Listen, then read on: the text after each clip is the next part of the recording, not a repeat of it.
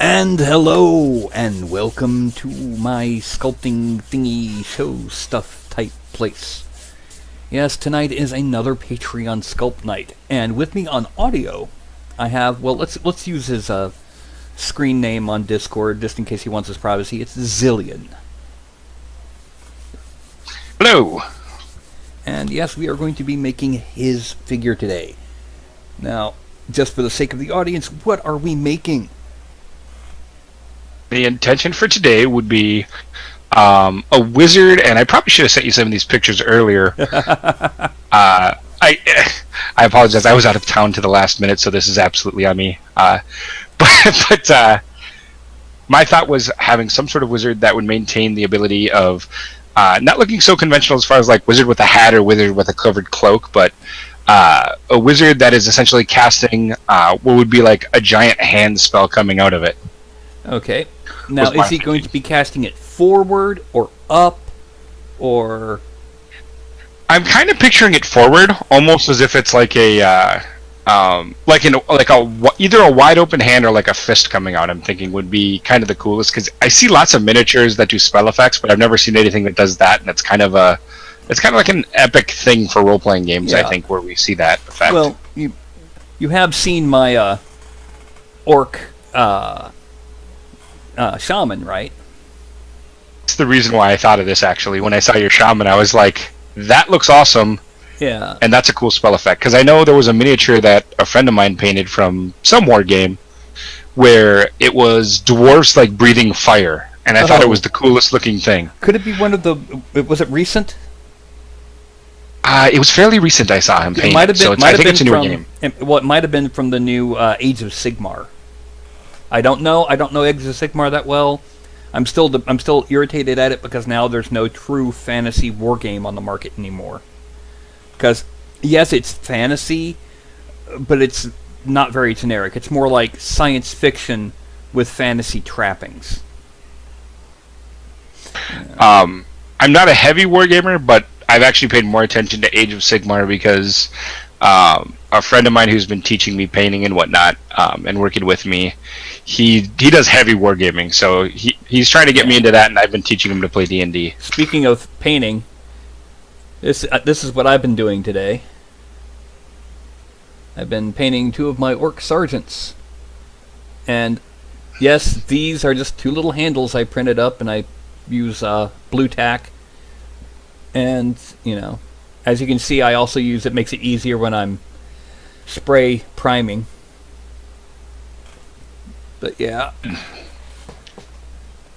that's why I've got a little table next to me. Anyway, so what about race and garb? What is he going to look? What species is he at the very least? I'm picturing this guy as being a human wizard. Okay. Hairstyle, and I was kind of going around because often you see the wizard with like the classic giant beard and something like this. Yeah. Like it's too common, right? Yeah. So let me I'll send you a picture here directly on Discord. And I don't know if you have a way to show that or not. Yes, I do. I just have to save it to my hard drive. And as I've mentioned before, I have this now. It's going to be a few seconds before you can see it. This nice little grid, race and class type grid of things I've made. Patreon sculpts will not be represented on this grid. They'll be separate. That's a really cool grid. It's a way to the most common races and most of the classes. I might even merge Warlock into the sorcerer/wizard thing. Okay, so more of a young apprentice look for the head, comparatively. I was thinking. And then I had a picture here Is that a big old earring on his left ear? I'm not stuck on the earring, if it is. I was more looking at the hairstyle, right? Because I was like a Gandalf type thing, I think is what the big thing I was going against. But I also didn't want him to look elven, and that does kind of look elven. It's not super there, I think, and I don't know. Maybe I'm crazy. It's the whole angular look that a lot of them have. Excuse me. And the next one is The link I had saved, I can't really find it. I'm totally fine for us doing something. Oh, and it's funny because this is an elven wizard. I'm absolutely going against what I was saying earlier. Okay. Right here. So I was thinking kind of something like this where robes, but there's more of a cape attached to it as well, because I thought that would be a little bit different. So and more I was of thinking more of a long coat with a cape attached.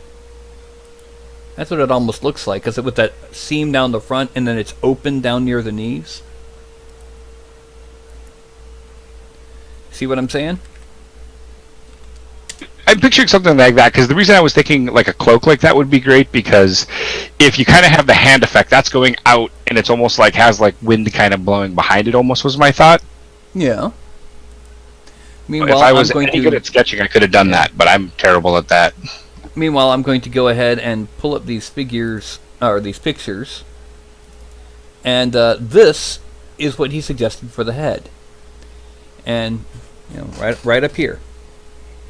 As you can see, it's more of a young man, kind of arched eyebrows. Looks like he's got, I don't know how attached you are to the facial features, but he looks like he's got more of a, kind of a high cheekbone and sharp jawline, which is part of the way I said he kind of looked elven. And kind of like the idea of it being like a younger looking wizard, I think is. And then this was the outfit. Oh, gotta make it bigger. And also cover up the fact that my cat is cleaning herself. Yes, this is the wizard. The outfit. Do you want the pauldrons too? The shoulder armor? I think I'm open to whichever. You kind of use your thought. Okay. I noticed that he has a half-orc bodyguard there in the background too. Okay. Alright then. I guess that means that the next thing we gotta do is we gotta go over to here and not ZBrush, but Dad Studio.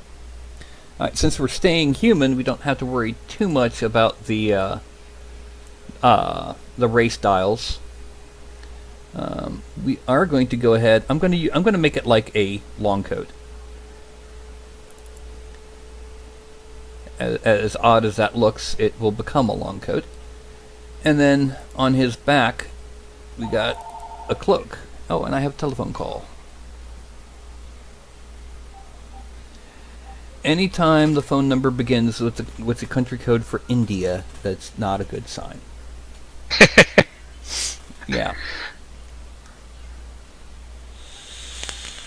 It's almost as bad as seeing a telephone number that's spoofed from your own area code and interchange. Yeah. I've seen those as well. Okay, this is our basic figure. Now, one thing we're going to do before we do anything else is I'm going to hide the long coat and cloak. I'm going to raise the arm. Now, here's the big question. Will you want this fist to be to be a fist, or do you want it to be like a hand held up saying stop? That's a good question. So, him probably. Well, not him. The magic the magic hand. Oh, the magic hand. Yeah. Because I think if he has his hand up, well, and then it kind of has like a fist coming out of it. I was thinking he would be like, holding it like he's holding a basketball in front of him, or not a basketball, something in between the size of a softball and a basketball, and that's where the energy was coming out, like the upper half of a Hadouken. Yep, I like that. But the hand itself, what we're going to be doing is we're going to be taking a copy of his hand, and I'm going to be taking it into 3D Studio Max and enlarging it and tweaking it and adding in the little trail to come back to his hand.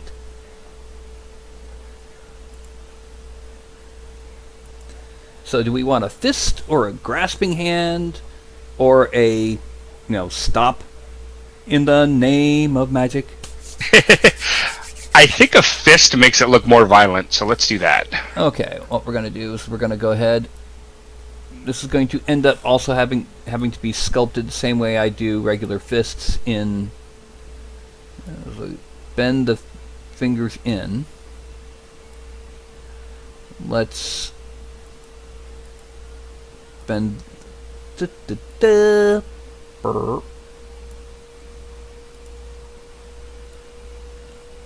Now, move the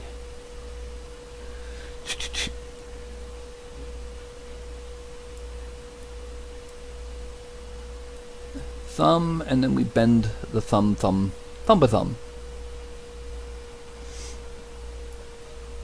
And this is the unsculpted fist.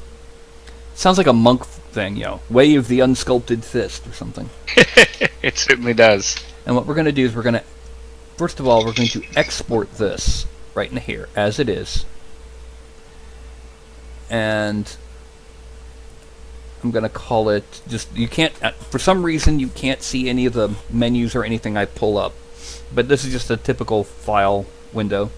I'm just going to call it fist base left. I'm assuming that you want, well, I should have asked, do you want it to be the left fist or the right fist?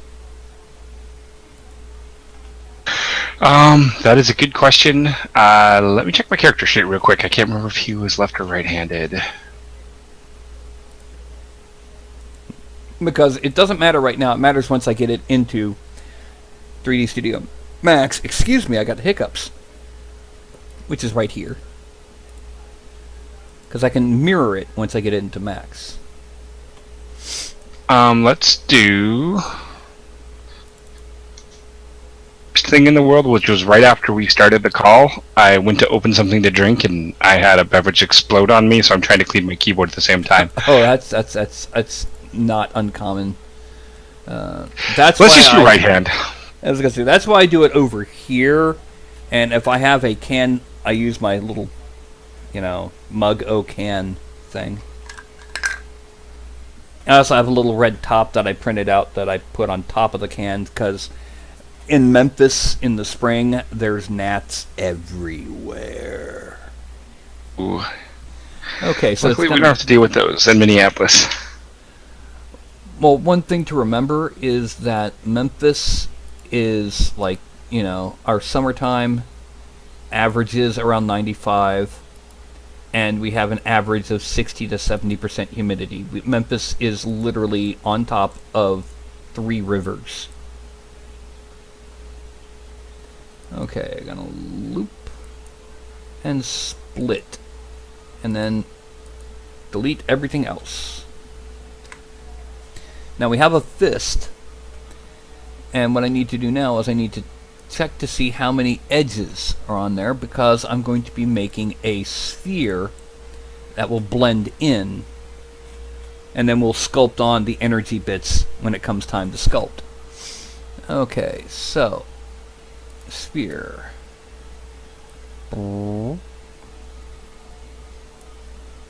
And that's a bit too far. Now, how big do you want the Big Beast fist? Do you want it to be like, size of a basketball, size of a beach ball, as big as he is?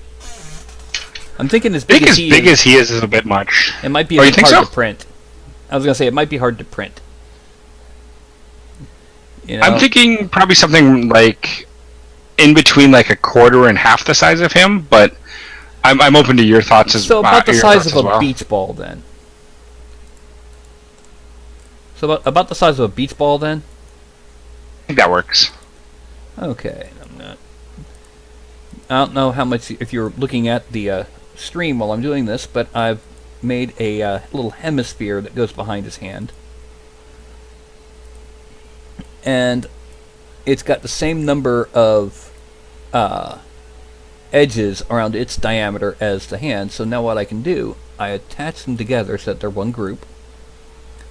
I select both of them, and then I deselect one edge on each side because of the way 3D Studio Max handles what I'm about to do next, which is bridging. I click bridge and it connects them. Now, I select those last two edges and bridge them. And I hit smooth, just to give it a nice one single smoothing group. And this is what it'll be, well, this is the start of what it'll be before it gets sculpted on. I need to add some more detail in here. 2, 3.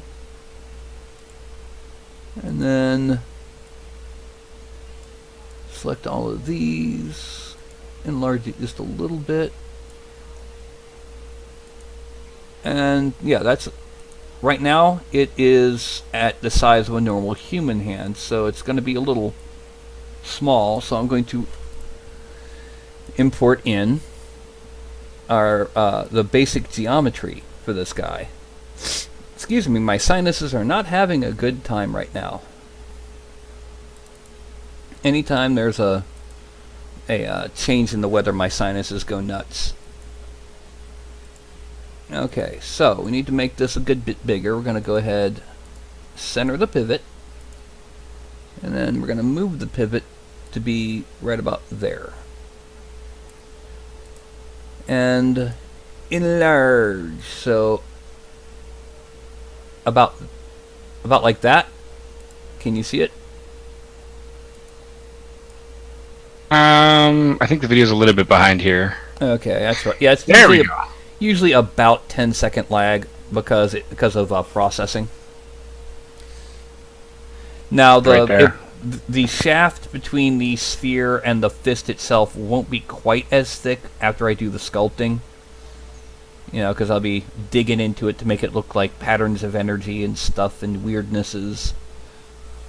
But is that about the size you're looking for? That's about the size of his torso. That's about as big as we would want to do it to make sure that it prints okay still. Yeah. Now, next thing I'm going to do is I'm going to orient it so that when I load it in, it will be in the right orientation to his hand. So I'm going to rotate it 120 degrees. No, not 120. 135. Yeah, 135. 3 times 45. Yay. And then I'm going to position it right about there. Actually, we want it to kind of be more of... He doesn't have to hold his hand completely flat, so...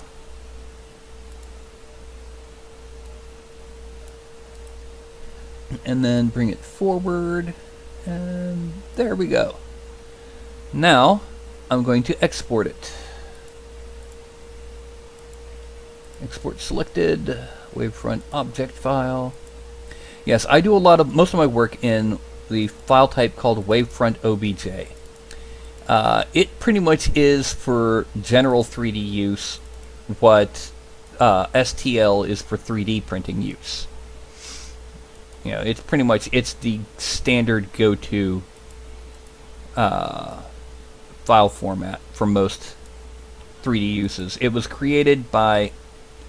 Alright, I'm sure you've seen a lot of the early 3D movies, and I don't mean like Pixar, I mean like the early 3D special effects, you know, like Terminator 2 and so on. Oh yeah, absolutely. Well, most of that was done in a program called Wavefront, which was made by a company called Alias. So this was the file format for most of their geometry. Coincidentally enough, it's also used by most actual 3D programs now because it became a standard, mostly because it's a text-based format. You can actually open up a text editor if you really want to. Now I'm going to... That's convenient. Yeah. Now I'm going to go ahead and import it. Now the thing is, when it first comes in, it's going to be it will probably be invisible. And this is a weirdness that happens because of how 3D Studio Max handles transparency.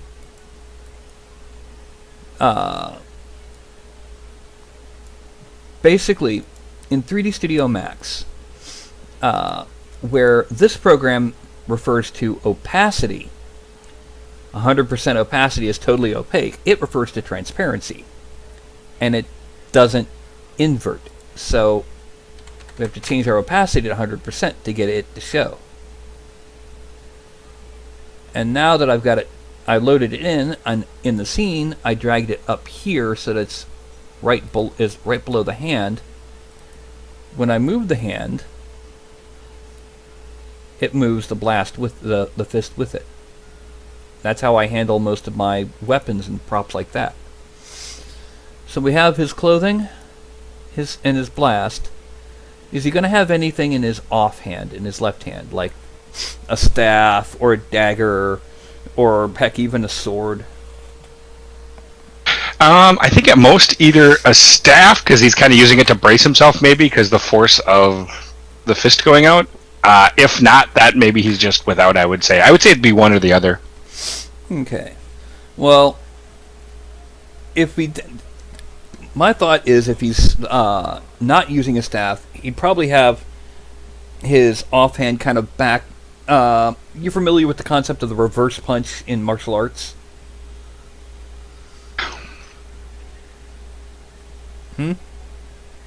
I didn't catch that. I am sorry. Okay. Well, you know how your opposite, after you throw the punch, your opposite hand is cocked back all the way? I could see him with his hand like that. You know. Spell effect very well too. Say again? It's the spell effect really well as well. Yeah, it would almost be like a monk. Oh, I just realized I didn't turn back to that studio. Yeah. It'd almost be like a monk mage, as opposed to a monkey mage, which there's a. I've been watching some rather hilarious videos about a monkey wild mage recently. Yes, there's a person who was playing a wild mage who had been turned into a monkey, who accidentally destroyed their world by summoning by accidentally creating a dead magic zone in the area where the Tarascos kept prisoner. Oh yeah, that's a recipe for disaster. Okay, so first things first. For the basic pose, we need to make sure that before we do anything else, we need to make sure that the hips are not parallel to the plane of. Okay, he's gonna be rocked back. So, yeah, he's probably going to have his back leg kind of bent slightly and his forward leg kicked forward.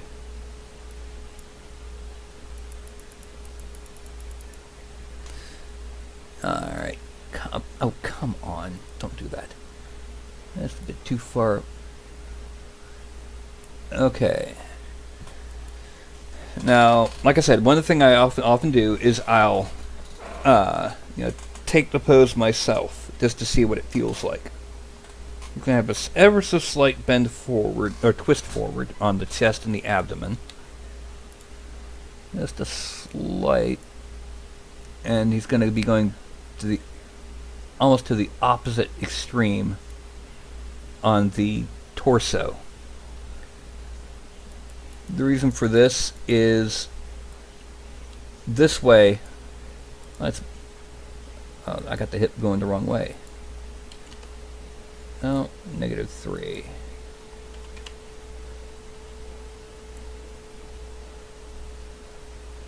This way he's got that nice feeling that he's cocked like a gun. When he's kind of leaning over like this. This leg will be mostly straight, and this back leg, the left leg, will be bent. Okay. So one of the first things we need to kind of twist it just a little bit and level that foot out. So what we're going to do is we're going to go to the front view and zoom in on that foot and try to make it as flat as possible. Actually, we're going to twist the thigh because it's going to be pointing out. Yeah, there we go.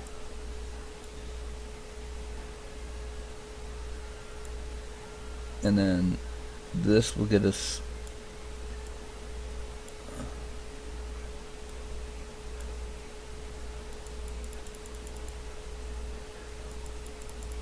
Oh, that didn't look good. That happens sometimes. If I click on the slider itself, it'll jump to where my mouse is on the slider instead of hitting the minus sign, which nudges it slightly. So every so often we'll have happen what just happened to his foot. And hello, Crimson Pegs and Crimson ankle. Blades and Square Peg. Welcome. Yeah, it looked like it broke a little bit, just a little bit. Okay, now we're going back to the front view, the perspective view. Okay, his leg is going too far forward there, so we need to bring that leg back. And which means we now need to go ahead and retweak that foot. Yay!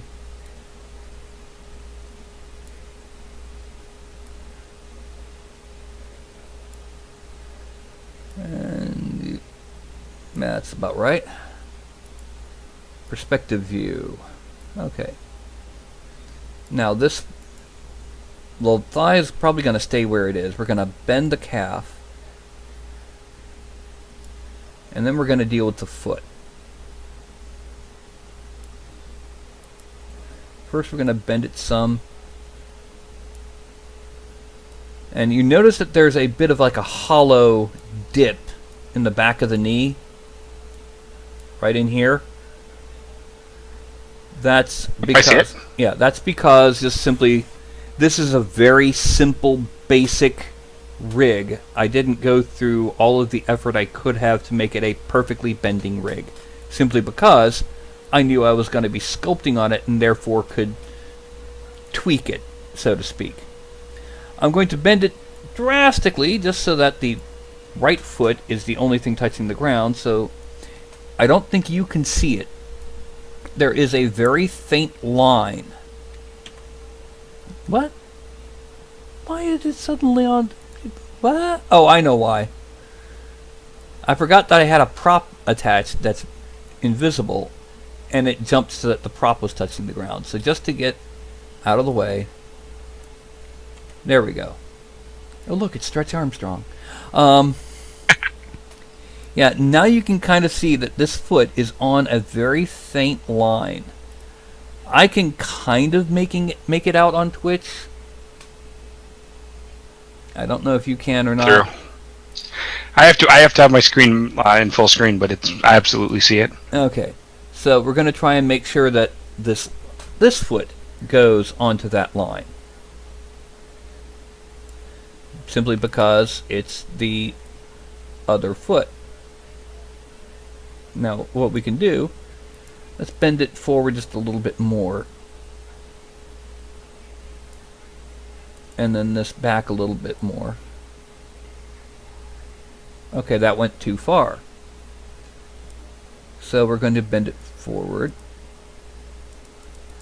Oh, bend it forward, not back. And then bend this back. And that's about as good as we really need to get. Go back to perspective view. Frame out. And the torso and legs are looking pretty decent. He's looking kind of cocked back. Need to tweak the arms though, because the arms are looking kind of goofy. Then we'll deal with the head. First of all, it's neutralized that arm. Now, one thing a lot of people don't realize is that a lot of your arm movement is not directly from the shoulder, but involves the collarbone motions. And that's the first thing we start with our arms. His collar is going to be coming forward just a little bit. And up a decent amount.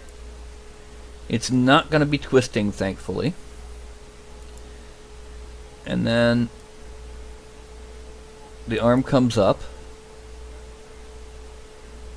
I'm going to need to do a little bit more collar with this. Yeah. And then we're going to bend back the hand.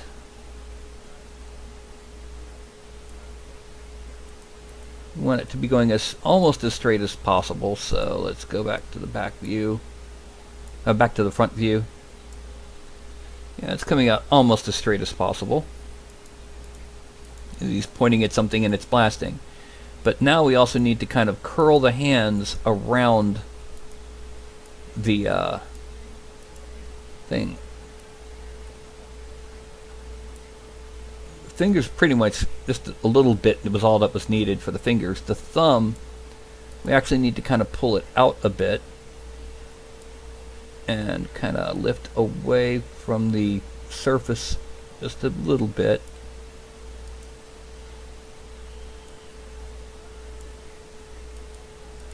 A little bit more. Whoop. Okay, so now he's like grasping the blast as it's leaving his hand. Yeah, I think that looks pretty good. Yeah. Next thing is the last thing we're going to do is his head and expression. Now, there's actually a lot of color twist in the position of this other arm that's going to be going on. And it's going to be coming kind of a little bit to the back, but not a lot. And then there's also going to be some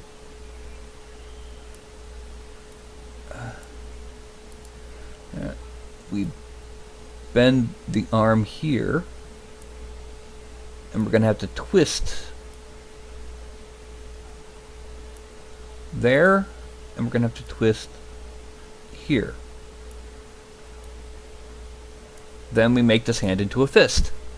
What a coinky-dink. Fists. Who would have thunk it? Almost as if it all worked out. Yeah. And then need to bend these a little bit more.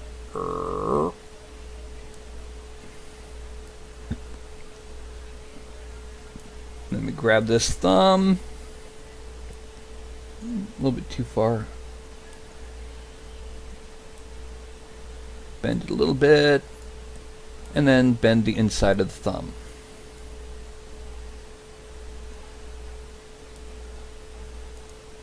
I frame, and now the last thing for the pose is the neck and head.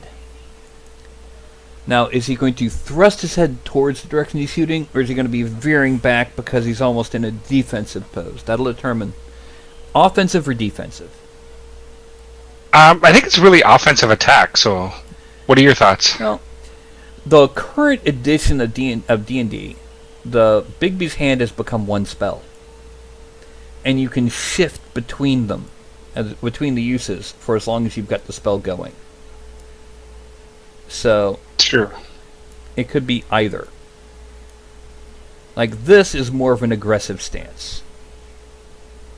He's got his neck kind of leaning towards the shoulder. He's sighting down the or mostly sighting down the, there,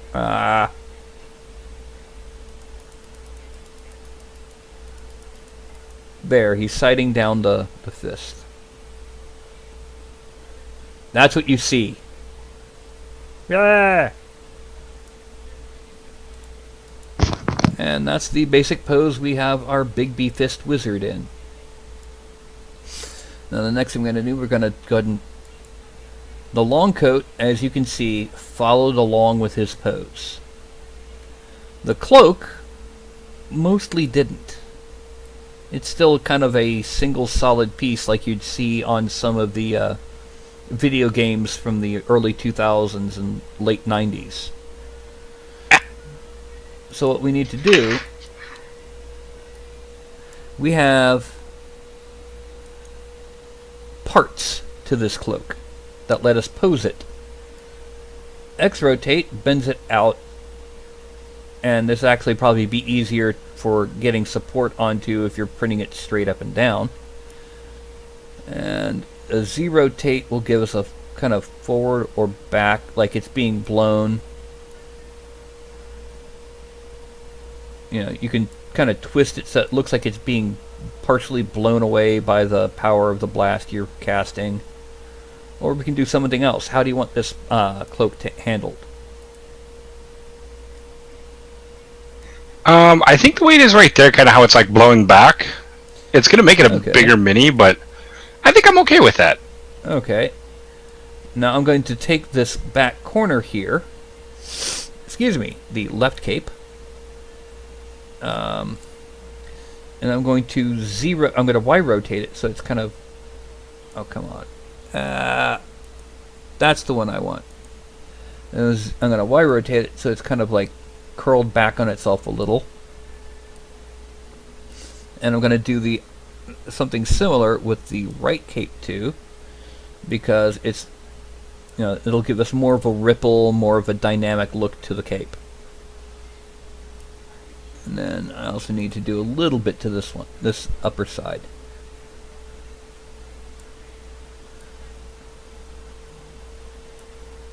I'm also going to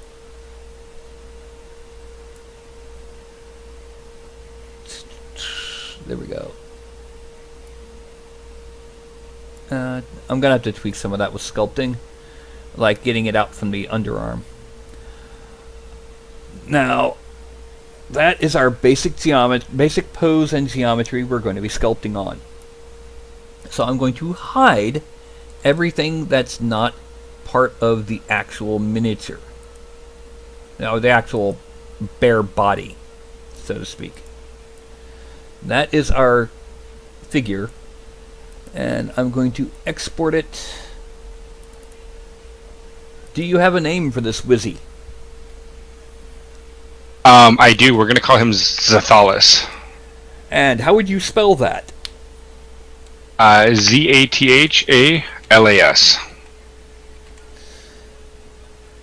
No one listens to Zathalus.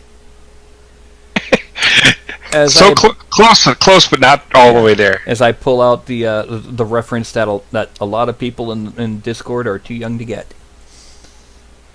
And then I'm actually going to make the long coat and the fist one thing to export, but I'm going to have the cloak be separate so I can because these are far enough apart I can tweak them.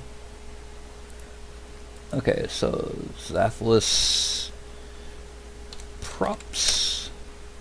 This one, because the cloak will be, I'm going to have to do a lot of tweaking on the shoulders when it comes time to sculpt.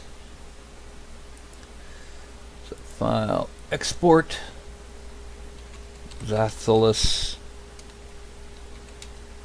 cloak. Okay, now we break open ZBrush. Yay! Alright, now it's just a star. I don't think this is an issue later, but I don't know if it's something that we have to bring up now. Would it be possible for us to do the export both with the spell effect and without? It would, but it would basically there'd be two completely different STLs, because part of what I do, it fuses everything into one single manifold surface. And I just realized my camera's getting really dark because I forgot to turn on the auto light on my webcam controller. Sundown, hey, what can you do? But like I said, right now ZBrush is only showing a star. What I will do is the last thing I fuse in will be the fist, and I'll save the tool, the process right before then. So that way we'll have also, one guy with just a hand open, like, cupped out like that. Now, first things first, we're going to import Zathalus. And there is quite a bit of distortion in the neck and chest area I'm going to have to deal with before I get to sculpting. Then we append another little star, and this star becomes the props. Then we're going to append yet another little star, which will become the cloak. Now, as you can see, these are really low polygon bits and bobs here. And for the most part, that's actually a good thing, simply because it means it's a lot easier for me to sculpt on them. And one thing I'm going to do I'm going to use this. Oh, come on. There we go. Move topological tool. I'm going to move the cloak out, kind of out from the shoulder, just so it's, actually in a position where it would be, instead of passing completely through his arm like an intangible ghosty cloak. And then drag it out a bit. Part of the reason the cloak does that is because it is so thick, it kind of has to be printable, that it's, when the back is in a good position, the front is passing through things. Now I'm going to shrink this down. And one odd thing about the smoothing brush and ZBrush is that the more polygons that you're dealing with, the slower it goes and the less it smooths. So you can either smooth something when it's in its low poly form, like right now, or you just get a really, really, really small brush and take a long time. One thing we're going to do here, we're going to smooth this part of the neck, and we're going to use that move topological tool again to bring the collar, the flexibility, the center of the chest back over a little.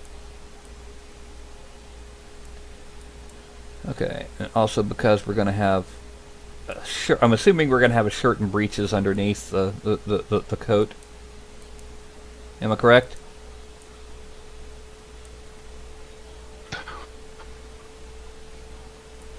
Hello?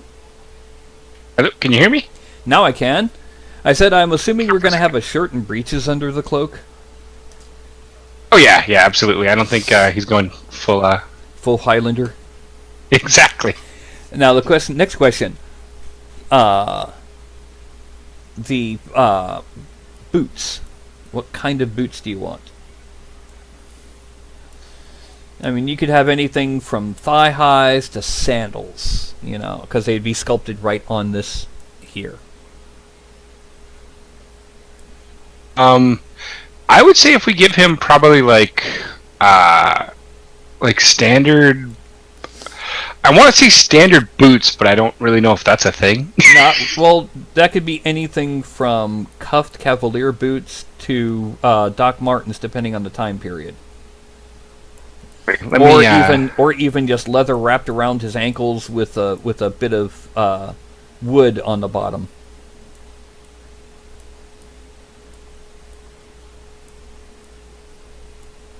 Like this, then you tell me what your thoughts are on this, because looking at the design, first of all, he's really the picture that you sent for as an example of the robes really gives me a Thalmor vibe.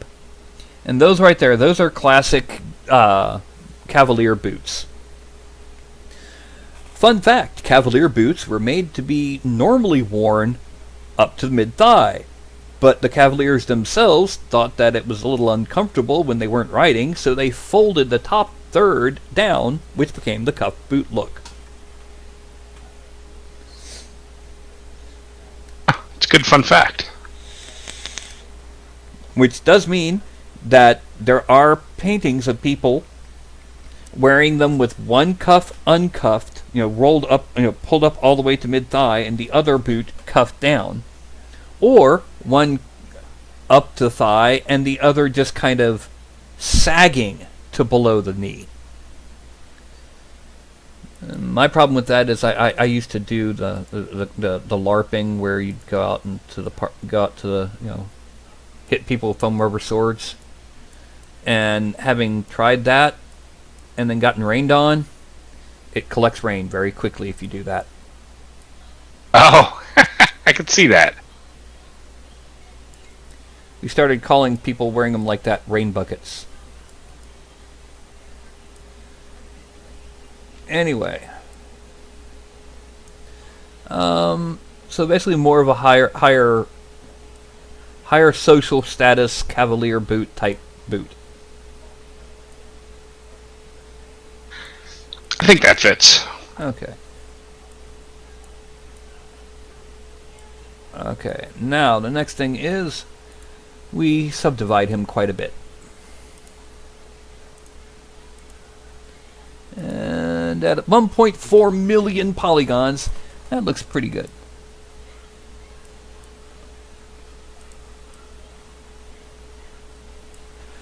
Now, one thing I've been told is because my 8-year-old computer is so freaking old, when I do a turn or pan of the model, it occasionally will give me a bit of delay on the broadcast. So, what we're going to do, we're going to go ahead. I'm going to make the boot cuffs. Now, the picture that he sent me in Discord actually has a lace-up seam in the front of the cuff. I'm going to kind of simplify that. I'm just going to have a drawn-on or carved-in seam without the laces.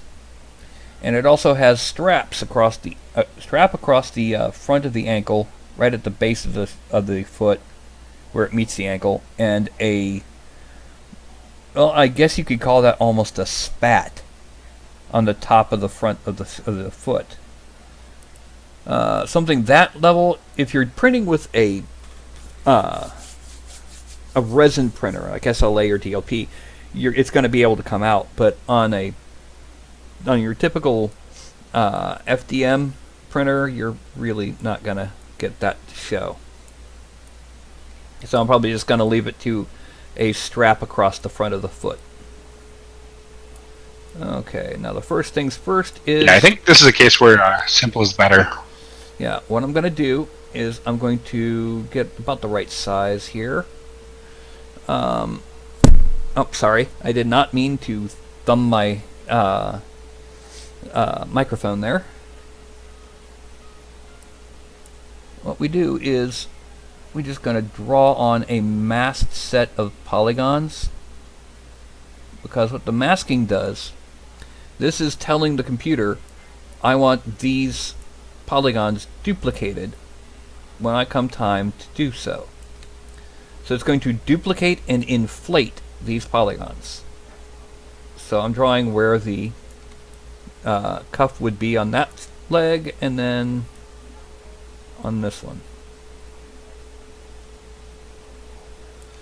just below the knee.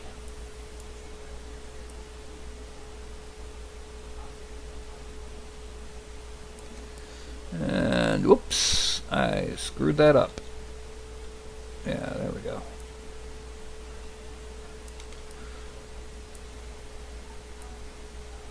Oh, apparently, I'm hearing commercials for Shark Week in the other room. Apparently, Discovery Channel's headquarters has inflatable shark parts hanging off of it right now for Shark Week. Like a shark has just kind of plowed through the building. Okay, and once I do this, it'll be time to break out the actual stylus and tablet to start doing the full sculpting. And that would be under Subtool. We go down to Extract, and we're going to extract 0.04 thickness. That's what this does. There is no absolute scale in ZBrush. ZBrush is horrible for designing precision parts. It's the best thing on the market for doing organic sculpting. So, but 0.04 is usually going to be thick enough to be decent for the cuffs. Now I'm going to drag them down a little bit when it comes time. But I also have to make sure to remove the masking on the main figure, because they'll still be there hidden underneath the cuffs, and next time we add something, we don't want to suddenly have a second pair of cuffs. So the first things first, I now have to Dynamesh this. Dynamesh converts it not only into a single surface, but let me zoom in, and you'll be able to see when I turn on the line fill that the polygons around the top and the bottom of the cuff are just long, thin, single polygons. And that doesn't sculpt well, because there's nothing there to move. You're only moving the vertexes at one end or the other. By giving it a Dynamesh, what we're doing is we're making it even meshes, or even hexes, not even squares, as well as giving us something a little bit simpler to sculpt on for this part. Which is now time for me to grab my tablet. If I can move. What is that on my tablet? Oh, it's a USB cord for I hook my phone into. And for stylus, for style points for my stylus, got a little, one of the best things I printed on my printer to date. Use it every day, or almost. Okay. How familiar are you with ZBrush or 3D sculpting in any form? When it comes to sculpting, not at all. I've played with Tinkercad. I've watched some of your videos, but I haven't watched them very thoroughly. It's been kind of, I never catch them live, so I kind of like scroll through them. Okay. Well, one thing about digital sculpting, which is quite different from, Tinkercad and all that, is that it's entirely eyeballing it. The whole thing is eyeballing it, which makes engineers go, no! You can hear their cries of pain when they try to open ZBrush. And that means that for artists, it's great. But now, have you ever done any physical sculpting? Like, putting putty on a miniature to modify it, or, anything like that? Usually. Yeah, I definitely hit the classification more of engineer more than artist. I have my whole life, and getting into painting and whatnot more is because that's a little more artistic, and it's something that I haven't done too much before.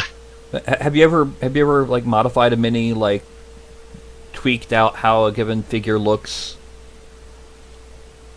Put on the green stuff from Games Workshop.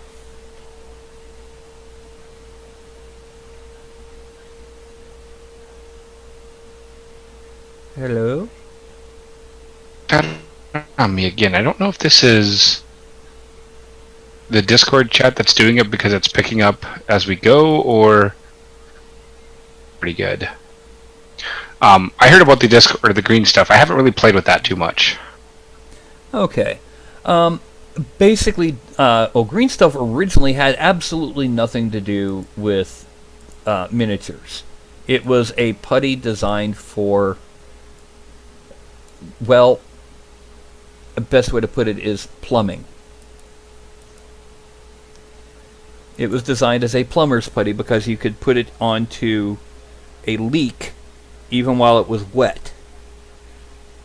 Well, because it took about an hour to get kind of tacky and a full day to cure completely, it was ideal for first tweaking miniatures, and then later they actually started sculpting miniatures entirely out of green stuff. Let me go ahead and draw drawing the seam for the. Okay, that dug in.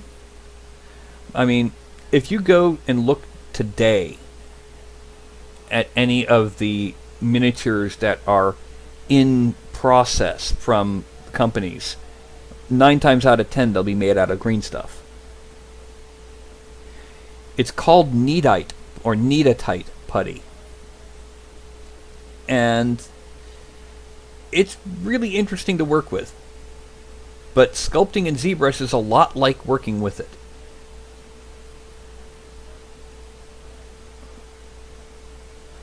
So anyway, that is the basics for the. We're going to get back to do more on that in a minute. Next thing we got to do is we have to make the cuffs at his wrists, where the cloak ends, or the coat ends. So we're going to make the mouse bigger because we're going to cover a lot more of the arm so that we can blend it in better. And you.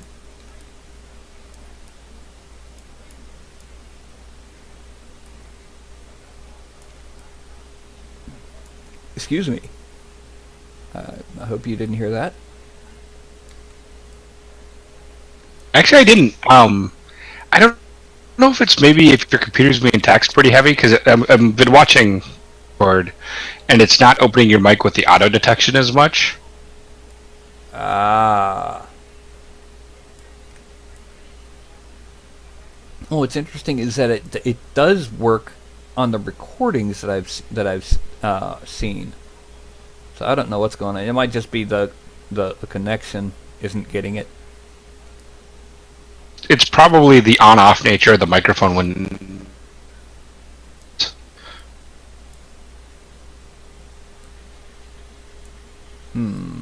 I seem to have discovered that. Yeah. See, the big problem is I have to be constantly rotating this thing to be able to be working on it. But that's when I suddenly get, the fuzz out, both on you and apparently on me. Again, 8-year-old computer. Or everyone sign up. Yes. Brr, brr, brr.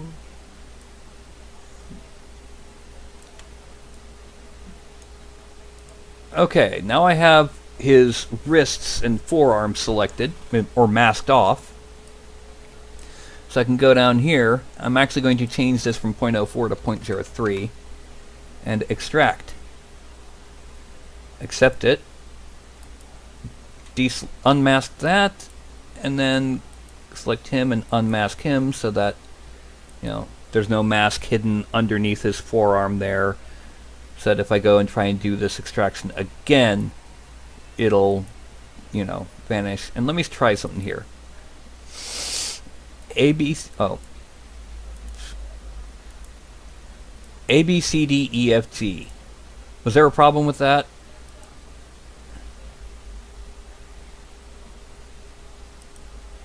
Did y'all hear any problems with that? Because I'm trying. I heard the A, B, C, D, E, F, G, and then you cut out right after that. Okay, what I'm trying to do is I'm trying to figure out if it's the poly count while I'm working, or if it's the just the action of ZBrush. And apparently it depends on the poly count, because when I made the body invisible, which is super high poly, it. Now the problem is I can't reduce the priority of ZBrush, because if I did that, guess what would happen?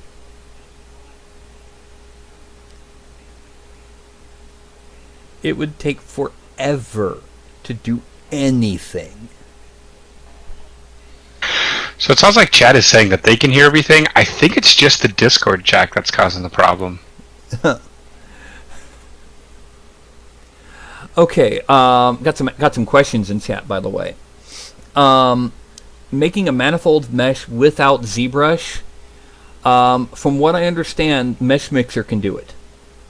I have not done it in Mesh Mixer, but I hear people talking about how they do it in Mesh Mixer. The video card, while it would be appreciated, what I have in here right now is a 960. It's GTX 960. It's got 2 gig onboard RAM. The problem is ZBrush doesn't use it. ZBrush uses a proprietary method. They won't explain how they do it, but they don't. It doesn't matter what your video card is. All that matters is your RAM. And I have, I believe, 16 gig of RAM. So,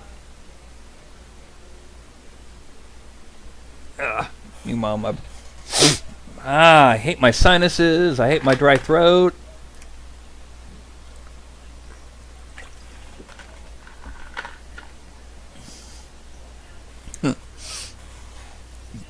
About the only thing that would help was it would help if I was using Substance Painter. It would not affect this at all, I don't think.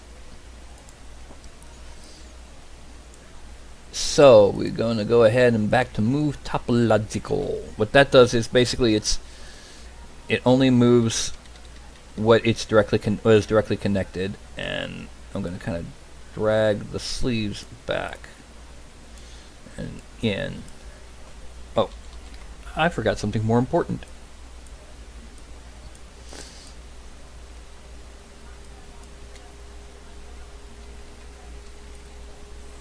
Smooth.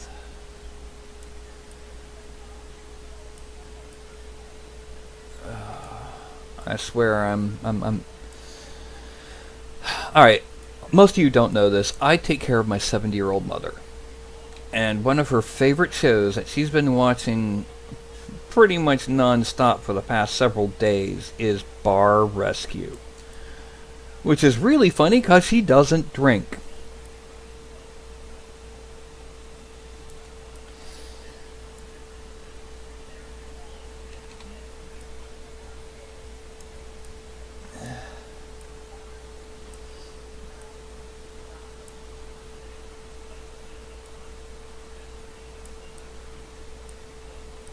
You know, it's like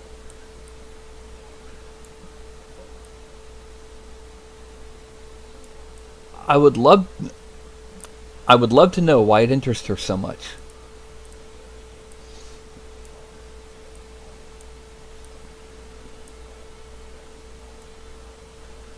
Oop.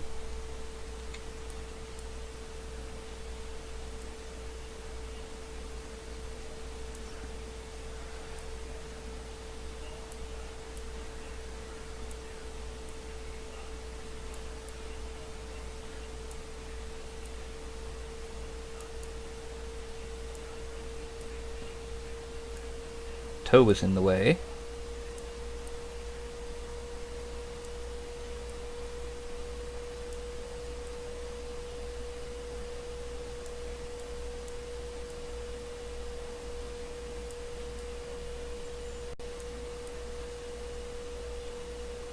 And there.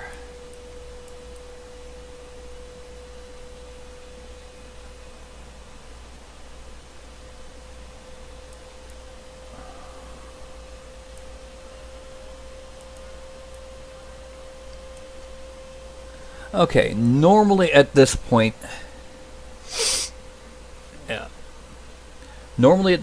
I would go ahead and fuse in both the coat and the sleeves, so I could have blend them together and make it one item. However, before I do that, I need to make him a belt to delineate where the waist is, and a collar for the shirt underneath the coat. Now, thankfully, I only need to do the front of the belt.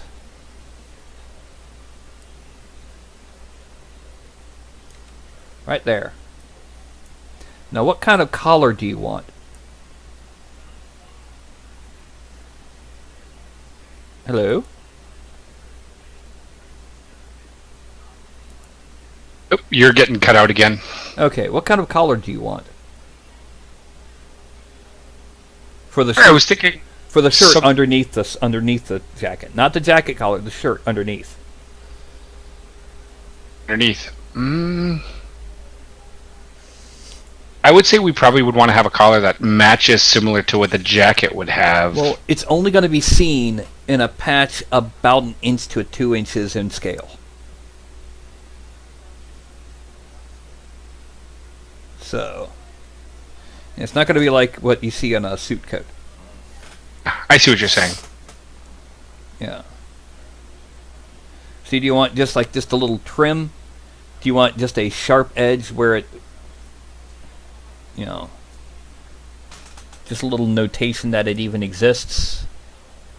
Because if you look just a sharp edge would be fine. Yeah, I was going to say, if you look on the screen, you'll see that his belt there, is just a little patch in front.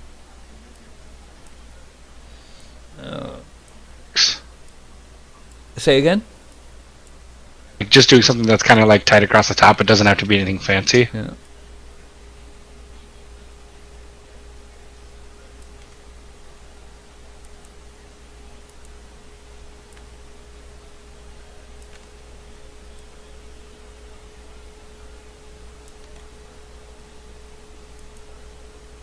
Okay, that'll be good.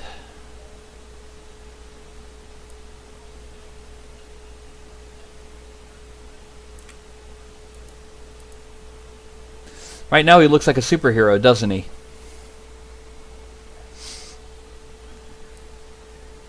Like it's still trying to catch up, but I think I see where it's going right now as I see the stream. Yeah. Well,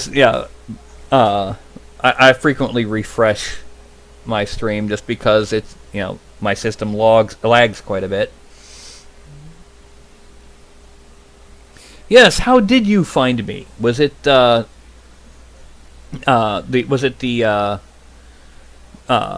sculpting tabletop printing Facebook group? Was it the 3D printing Discord? Where was it?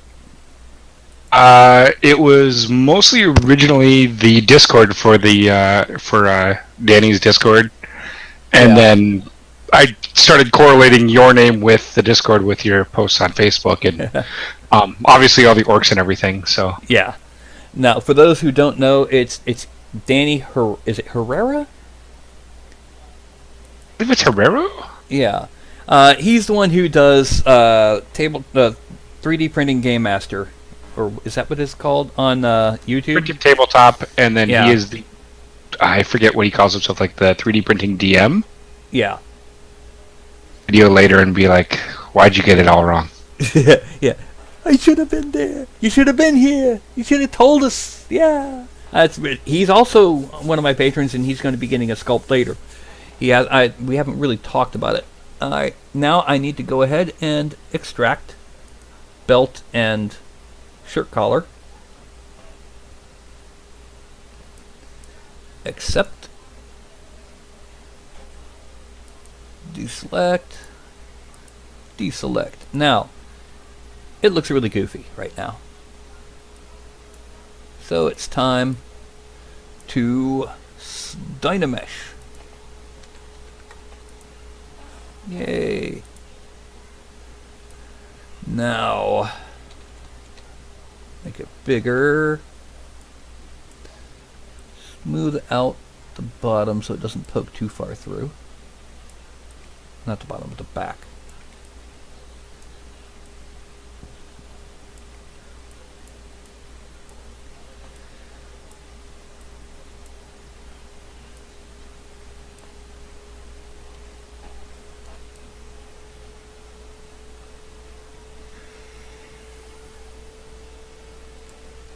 Okay.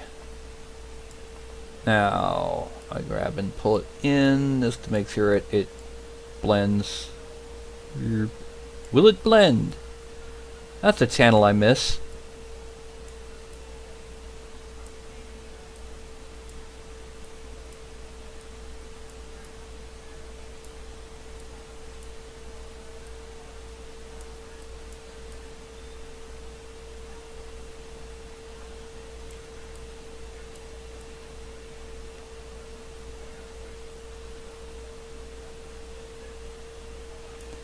So do you remember the channel Will It Blend? Oh, absolutely. It was just a big old commercial, but it was hilarious. They got all... Well, that was for Blendtec specifically, but I remember when they did the iPhones, that was when everyone was like, I can't believe you blended an iPhone. Yeah. Okay. Now... kind of drag it down.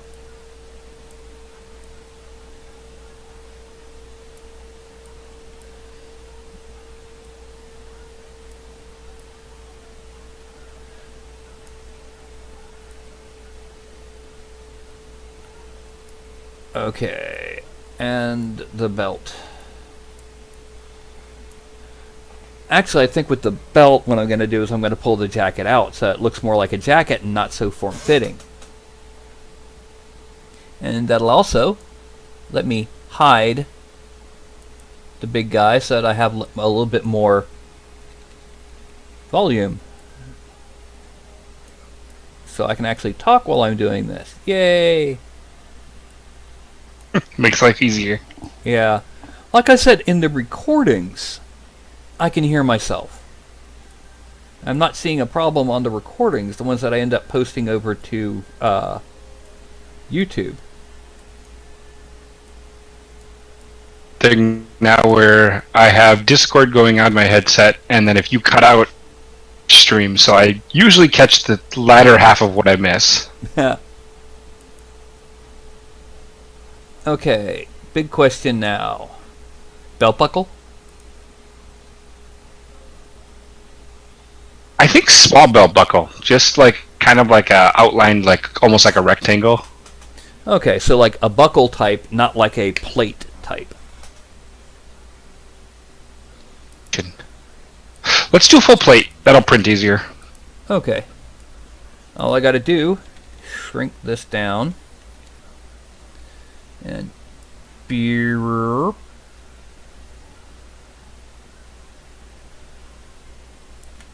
And then, oh.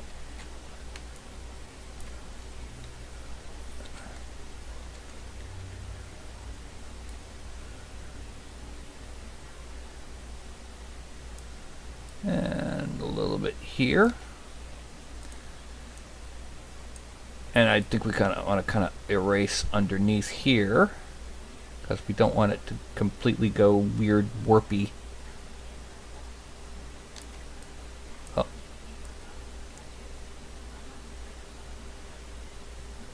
I know what the big problem is here. I have to increase the resolution of this part. 130,000, that should be enough.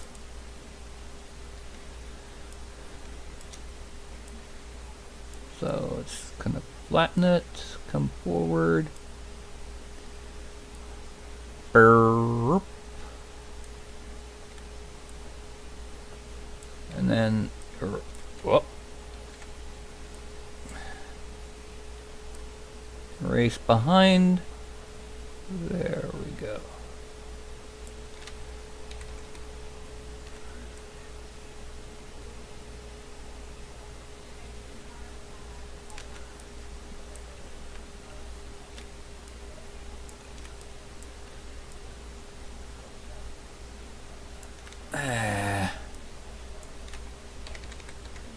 So have you developed a personality for him during this time? For the most part, the backstory for the character is that grew up essentially living near elves, which I think actually fits kind of like with what we're going for, and it's also kind of where his name came from. And he's developed a lot of the personality traits of an elf, as far as almost a racist approach towards humans, but he still gets along with them quite well. Okay. And he's the guy the DM that I'm running the character with allowed me to run him as a blade singer because of that. So I've been playing him as. Unfortunately, we've hit the levels where combat usually means I die, so I have to stay back and usually lob spells in, or Big B's hand, which is kind of the influence behind this. Because I was like, a Big B's hand, like off the miniature, would be an awesome thing. Which edition are you playing? This campaign's 5th edition. That's odd then, because I've played all the way through like 17, 18, and I've never found a level where any one class is insta-kill in melee. You know. It's mostly my low health pool. Oh, okay, yeah. Well, again, with wizards now having D6 instead of D4, it really helps.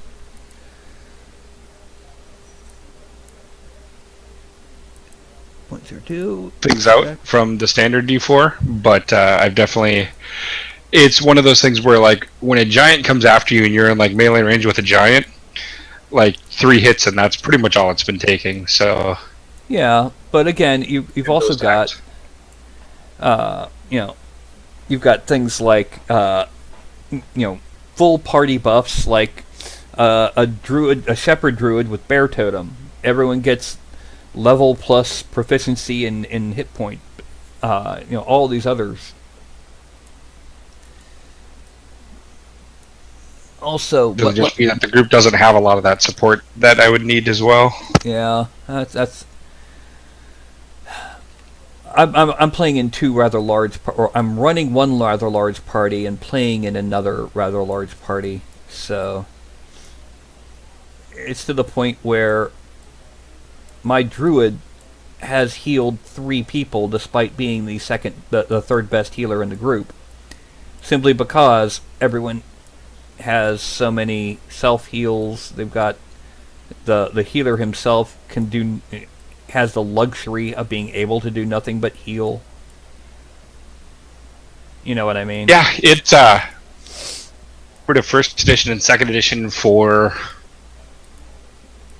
say, 24 years, something like that. So, And switching to 5th edition just last January, it's been kind of like a huge, because like you were saying, like the D6 hit points is crazy. yeah. Actually, healers being able to cannibalize any spell to cast a healing spell, it's a lot different. I like a lot of what they've done. You don't have to do that with this, simply because you can cast the healing spell is now 1 spell, and you can use any level spell slot to cast it. You don't have to. You have a limited number of spells prepared, but you don't have to assign them to slots when you prepare them. Wise probably wasn't the correct word. I mean, in a way, it's kind of like I look at, you're not casting these spells, so you're casting healing, but yeah, it's the capability to just toss out a heal every round and you don't have to prepare it ahead of time is... And toss out a high-level heal. Exactly. Yeah. Well, here's our current temporary shot at what we're doing. Right now, he's still looking, this, I don't want to talk bad, but this is what a desktop hero miniature like this would look like by now. I hate to say it. But, okay, do we want to give him hair? Before I get into all of the blending I'm going to need to do here in a minute? Standard processes, so I will defer to you on that one. Okay, well, the question is, does he have hair? Like the picture that I sent you earlier. So kind of long hair.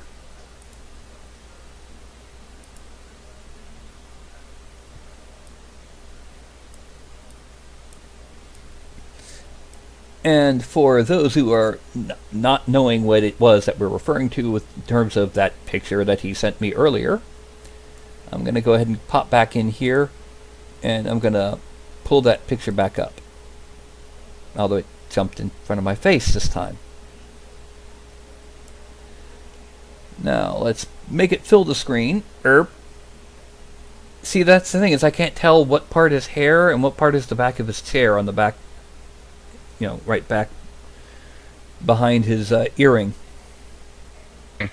I think he's only kind of got a couple strands there that come back, and the rest of it's just short and wild, kind of flowing back. Yeah, not too past the shoulders. Yeah. Okay. And going back here, and now it's going to be stutter audio time. Before I do this, let's see, has anyone said anything?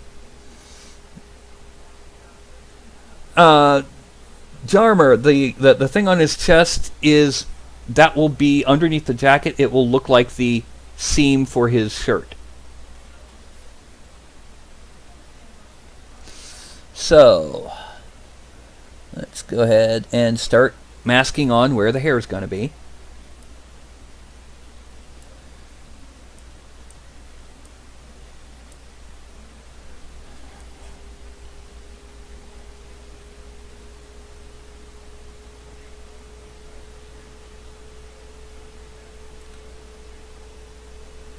Basically his hairline.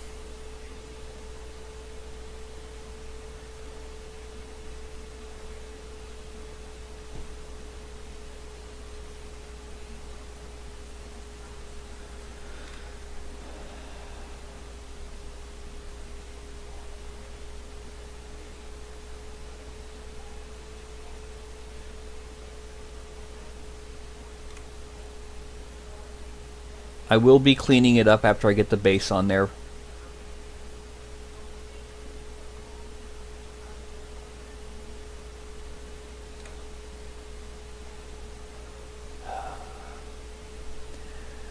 After hearing back in here all the bar rescue that Mom watches, I'm glad I don't run a bar.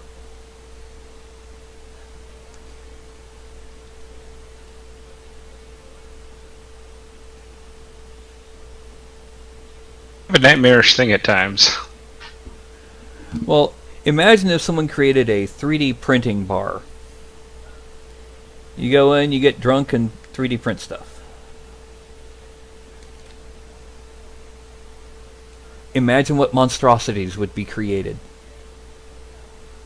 People would get impatient and start breaking things because they weren't printing fast enough. Or they'd wake up in the morning and say, "Why did I print this?" That too. And their wife looks at them and says, "Is there something you're not telling me?"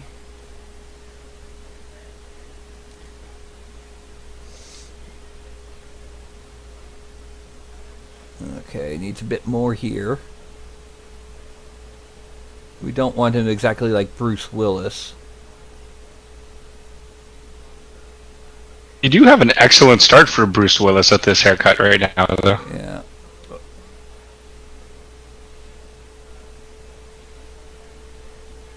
The center of the hairline was going too low.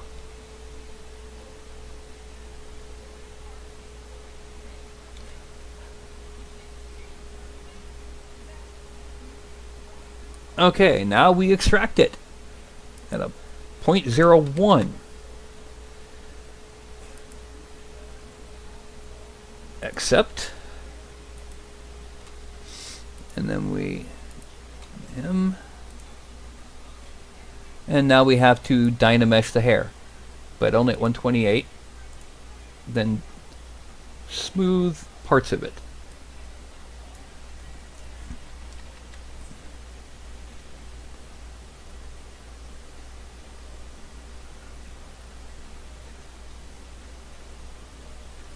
Okay. Now we're gonna hide the body. Yeah, we're gonna hide the body. Go to geometry and subdivide the hair. Just a little bit, not a lot yet. Okay. Now the first thing we're gonna do is we're going to add in the locks.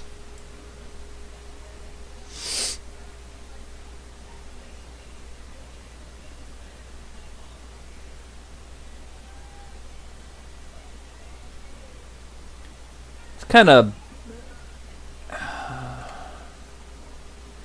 kind of almost like it's parted in the middle.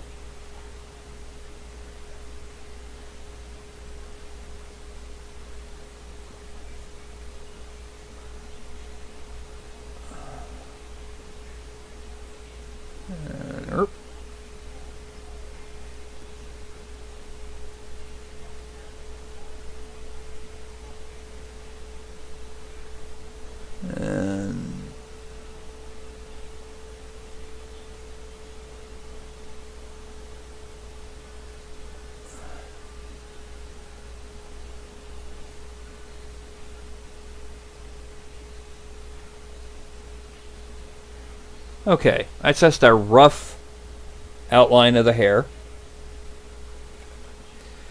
And subdivide it once more. And we're going to use the slash brush.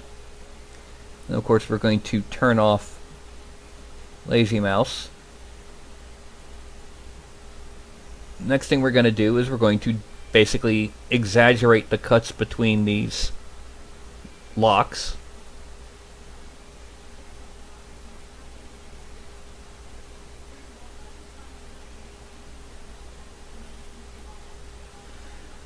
Doesn't look like we've done too much, but it will look like a lot more on the finished figure.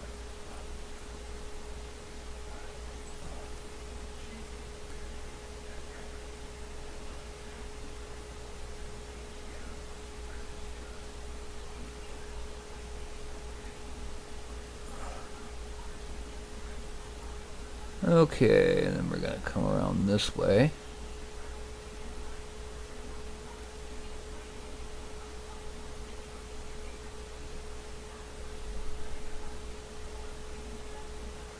Are you still there?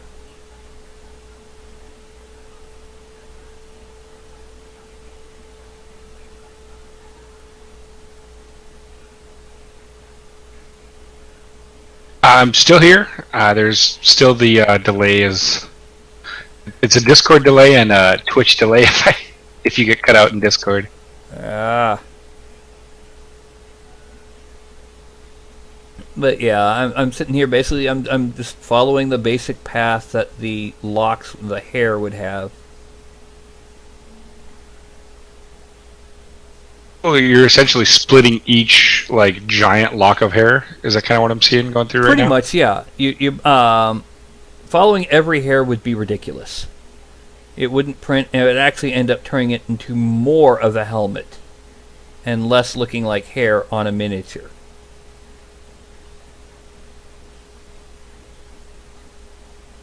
So by doing it this way, this is just the initial steps. Now let me go ahead and, when I turn on the dude,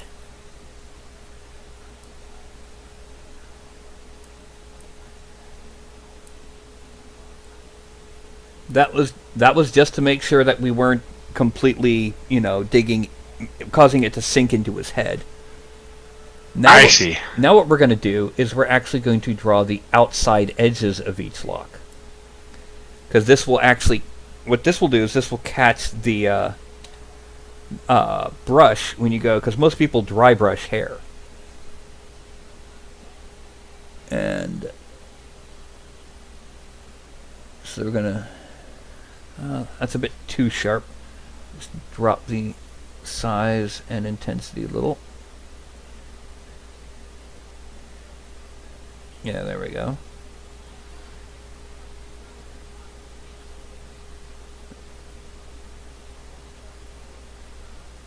And then when I hold down Alt, it lets me go negative. So I'm just going to give a little bit of a divot in the center. Oh, I see what you're doing. That's clever. That's good for dry brushing. It's good for dry brushing, and the divot in the center also helps for people who use washes on hair. I try to sculpt for painting more than I do for printing.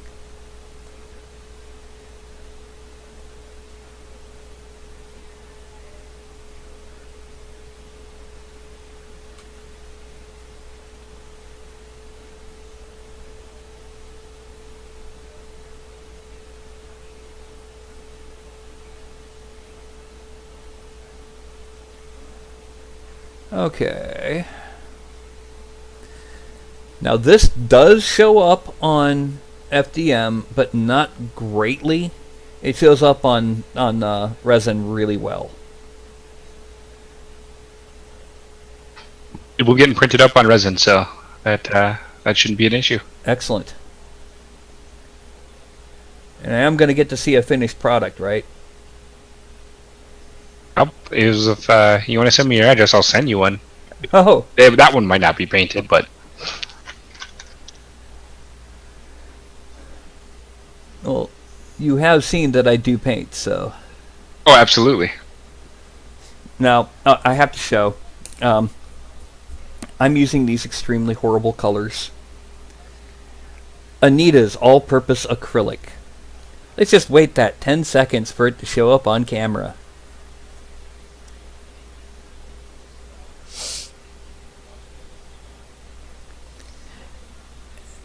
Yeah, video game bars are one thing. 3D printing bars, that would be just... This is what I've been painting for the past month or so with.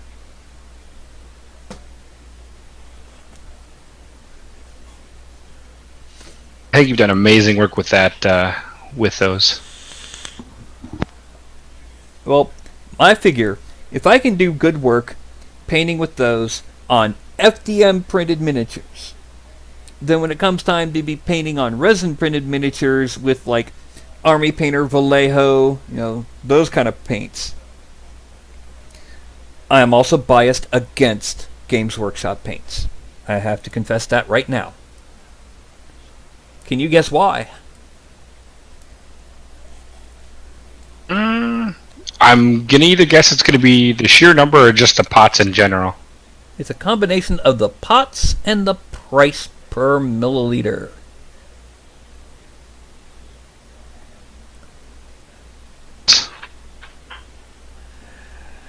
The pots dry out so fast, and they charge so much per milliliter, so much more than Army Painter or Vallejo. The actual Just like my Army Painters, they seem way too thick even after adding flow improver always. And I've added agitators, and they're just with them. Well, Army Painter is the cheap end of the spectrum for decent paint. Yeah, they're not exactly Vallejo, which right now, if I could afford a full set of Vallejo paints, I'd be on it in a heartbeat. I'd be on it like Clinton on an intern.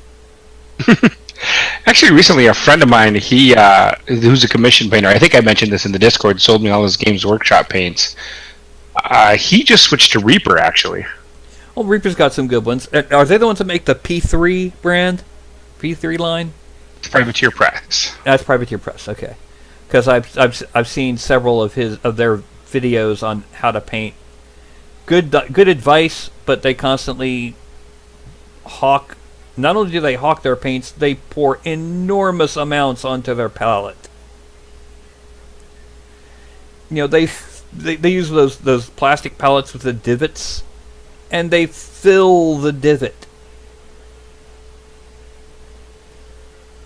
You know, after painting one squad, you need to go out and get more paint. Yeah. Like I said, good advice, except when it comes to how much paint to pour out. Anytime you look at any of the YouTube videos for the paint companies, you see a lot of pushing towards either buying more product, like buying more or using more, which eventually leads to the other, right? Yeah. Or instead of saying a nice light orange like such and such a color, they'll say use such and such a color. You know, or that's the Citadel. Yeah. I don't know if you've seen Citadel's application. I use it a lot because it's like this should be your midtone and this should be your highlight, and I find that super useful. But I've been forcing myself to try to mix the color more than actually just color, and it's done a lot for teaching me just like color mixing. Well, one thing I've noticed, especially with the more translucent paints, you get a richer, deeper color perfect example. It's hard to see on these orcs right now, but what I did for these guys. I'm gonna make big again. And I'm gonna kind of zoom in a bit. Now remember, this is not finished yet. What I did with these guys. Yes, he's got the big old metal eye patch.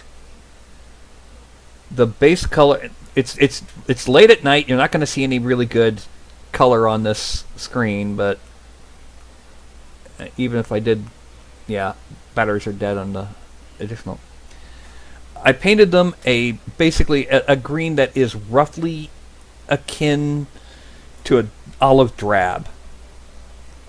And then I gave it a wash of a really rich green, really dark rich green. Then I mixed that dark rich green with burgundy and black and gave it another wash, and that was almost a purplish color. And it really made when I went back over with the olive, it really made it pop. Okay, I get that. Yeah. This fuzzbutt right here, by the way, is just very recently 12 years old. Yay. She's only like this in the evenings. In the morning, in the daytime, she's still clocked at like Mach 5. 12 years old, she runs around and smokes the 2 6-year-old cats. Just Alright, let's get back to sculpting. The hair is pretty much done.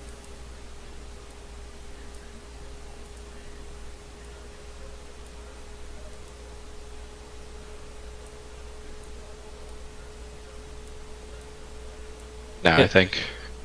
Yeah.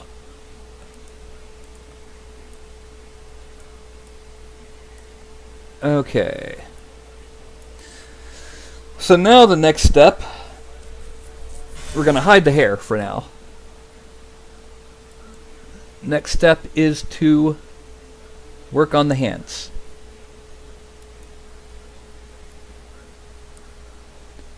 Which means lots of pausing and voice turning into Mr. Roboto.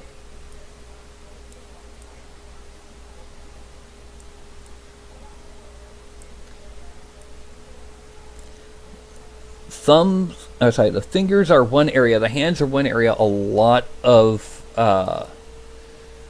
3D printed meshes for 3D printing miniatures kind of fall down.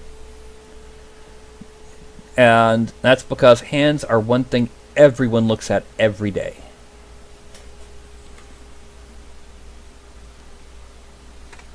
So we need it to look as good as possible, even in miniature, because it'll be something that you don't notice until it's not right. You know what I mean?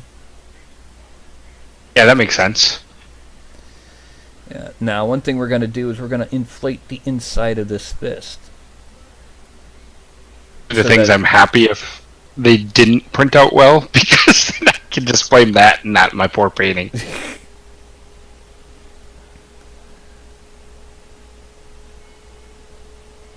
Well, the thing is, you see how right now the hand looks like basically some curved Vienna sausages.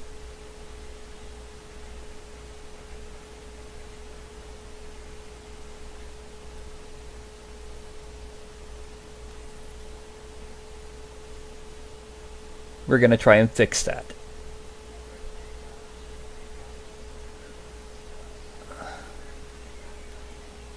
Okay. To do that, I'm going to hide most of the body.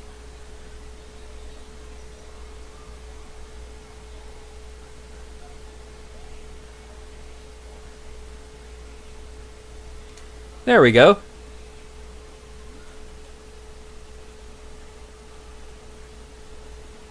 Can you imagine having that as your superpower? You can make parts of your body individually become invisible. You could do some pretty, well, surprising things to people, I would say, if you could pull that off. Yeah.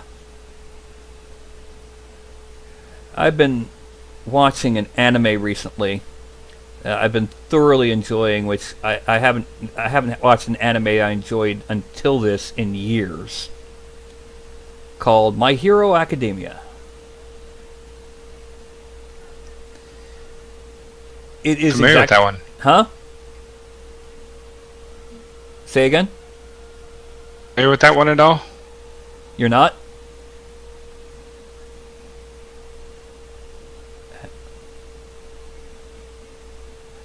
And we're back to in and out.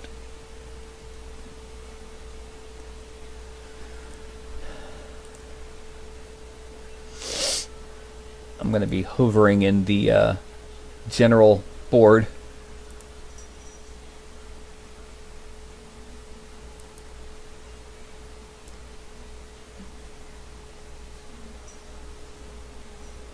Okay. Hello? Oh, can you hear me? Yes. Okay. Well, you had said something about. I had said I've been watching My Hero Academia, and you said something about familiar. Familiar with that one. You're not? Hello? I'm not even doing anything. Yeah, it seems like it's cutting out again. Yeah, like I said, right now I'm not even doing anything in ZBrush, so it's not even drawing any processor cycles. It's really weird. I wonder if we switch to a direct Discord call if it would work a little bit better. It might. Let's go ahead. I'm going to go ahead and hang up here, and I'm going to call you.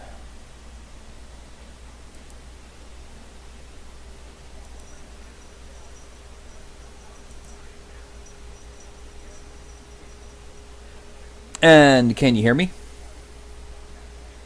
I can hear you here. Okay. Now you said you're not familiar with that one?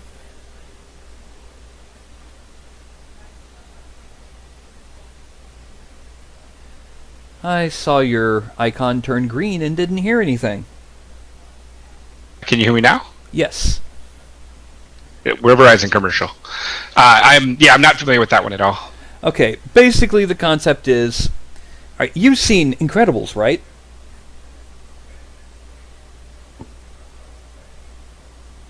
Hello? You went out again. We're fighting again.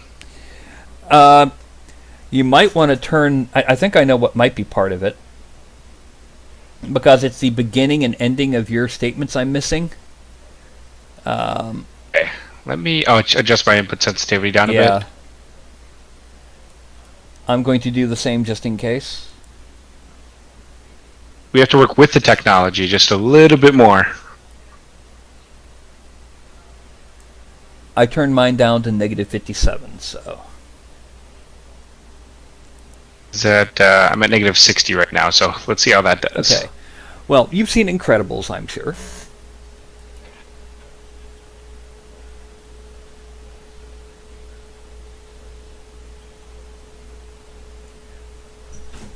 Hello?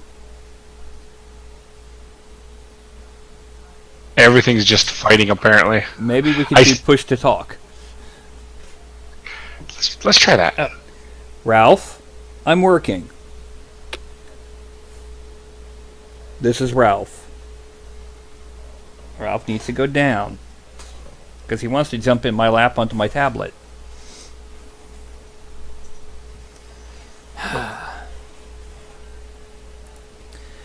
Well, what I was trying to say was that in Incredibles, there's a bit where the bad guy goes, when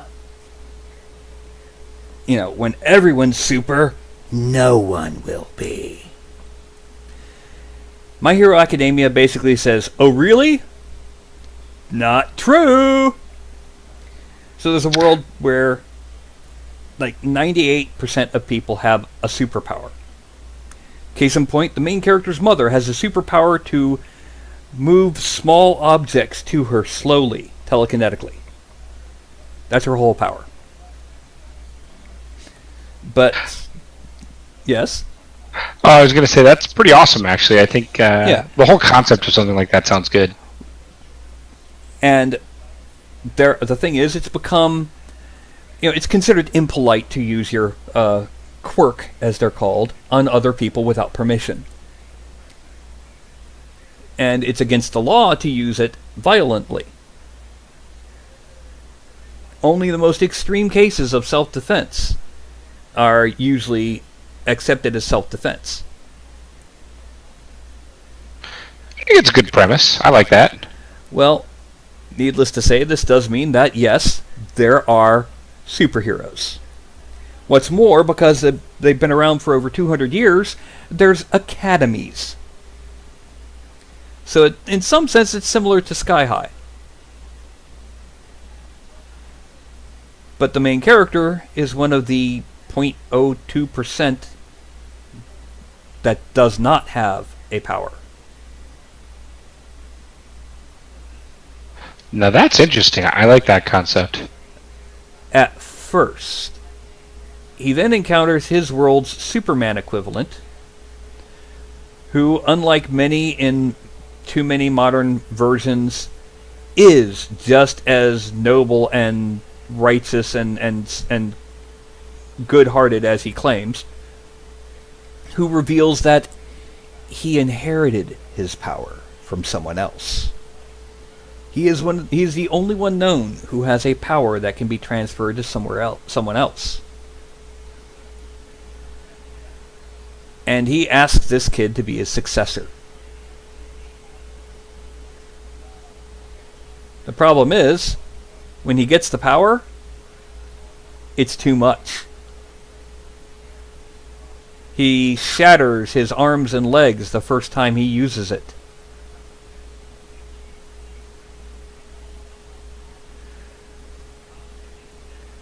This sounds like a pretty awesome show. So it's where in your typical anime, they gain power every few seasons, and they just, the bad guys get more and more and more vicious, and eventually it goes to saving the universe, and then saving the multiverse, and then saving the omniverse, or whatever. He's got the power to stop the bad guys, but if he uses it, he's out of the fight.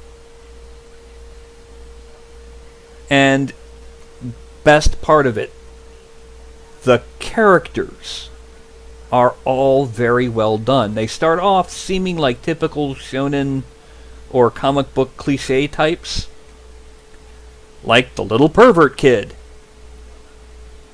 But then they turn into, they show there's more depth. It's a very well written series. And then let's give him a bit of a swelling here. A bit of a swelling down there. Yeah, you've got me convinced I need to take a watching of it. So yeah, and see, now I can be moving this and I can hear you. So yeah, maybe that was the case. Yeah.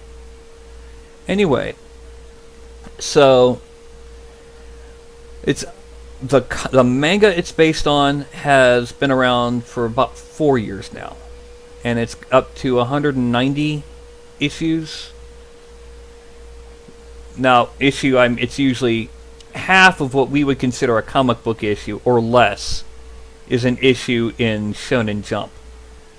So, it's not extremely long running yet. But the third season of the anime gets up to about issue 100. Just as an example on just how much time it covers.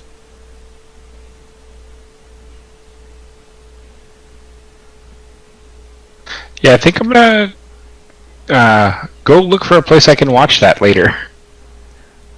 Well, it's on Crunchyroll, which is dedicated anime. I think it's on Hulu. I'm not sure. But other than that, the only thing I've been watching on any kind of television show I've been watching lately is a show called Forged in Fire, which is exactly what it sounds like. It's a whole bunch of knife makers getting together in competition. That's pretty awesome. I haven't heard that one either. Is that It's on History Channel. Okay, that makes sense. Well, it makes sense until you realize that's the same channel that does Ancient Aliens and Swamp People. They also do Vikings, I guess? Now, they do not show every aspect of the knife making. There's one thing they don't show that has to have been done, or otherwise there'd be problems, and that's the normalizing cycles. Are you familiar with smithing at all? I am not. Okay. Basically, after you've shaped your... I'm getting some soda. After you've shaped the blade, and you've got everything you need, except for the final grinding and sharpening, etc. First, you quench it, which causes the edge, it freezes the edge right where it is and becomes really hard. But you want the rest of it to be flexible as well, not just hard. So you heat it up again, but to a much lower temperature, and then just let it cool in midair. You're just out there. You do that a couple times. And that keeps it from being too brittle. Okay, that is our... Let's go ahead and put on all our bits and pieces.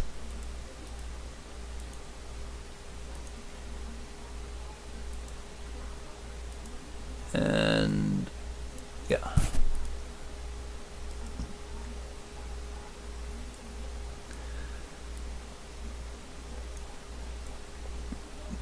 Alright, now the next thing we need to do is we need to stop the hiccups.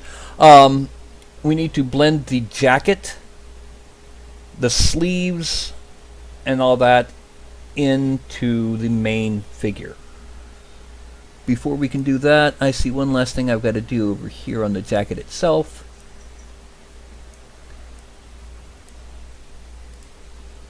Topological. This is taking a lot longer than normal, but mostly because of the delay. I can't talk while I'm manipulating. Okay. I'm going to select the fist and split it off to a new tool. So that way I can hide the fist. And I also need to hide the cloak. And I'm going to hide the boot parts because I don't need to move them yet. I'm going to hide the hair because I don't need to move it yet. Or blend it yet. But I'm going to... Oh, I've got a... not Dynamax, I got to subdivide the jacket. Okay, now merge down. Oh, no, up here. Gotta select the body. Merge down.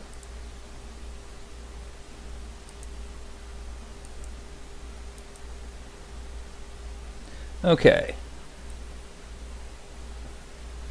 Now, I go to geometry and I dynamesh it at 768 with a blur of 0. What that does, that makes it one single solid manifold surface. So I can now come over here and smooth out the sleeves and shoulders. Oh, that was too big. Make it smaller. And smooth out both the shoulders and the sleeves right here. And it becomes a garment instead of bits and bobs. I can also come in here and very carefully smooth this over so that it's a bit more obvious that it's the top edge of a shirt. It's almost like the Miami Vice Mage right now without the collars.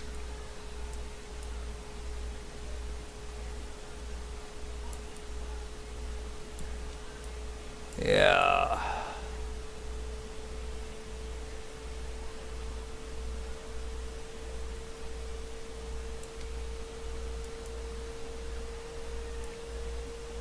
You can see now how on the right hand side it looks more like he's wearing a jacket, but on the left hand side it looks more like an action figure.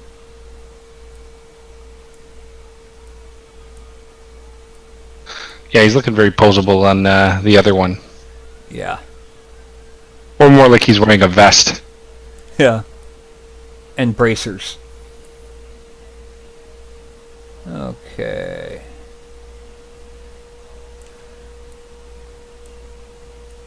Yeah, we are still not having that issue with the interruption that we were before. Alright. Yeah, I think push to talk fixed all that. Yeah.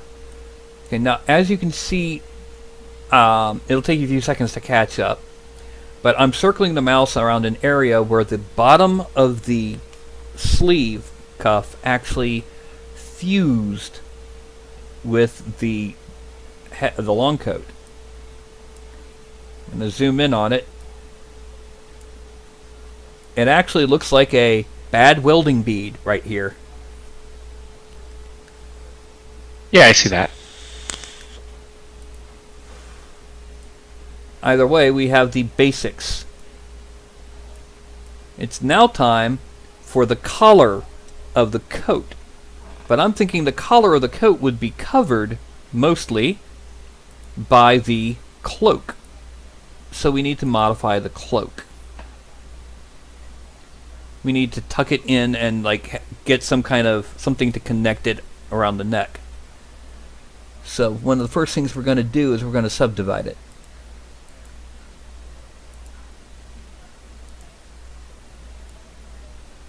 And then I'm going to start manipulating it.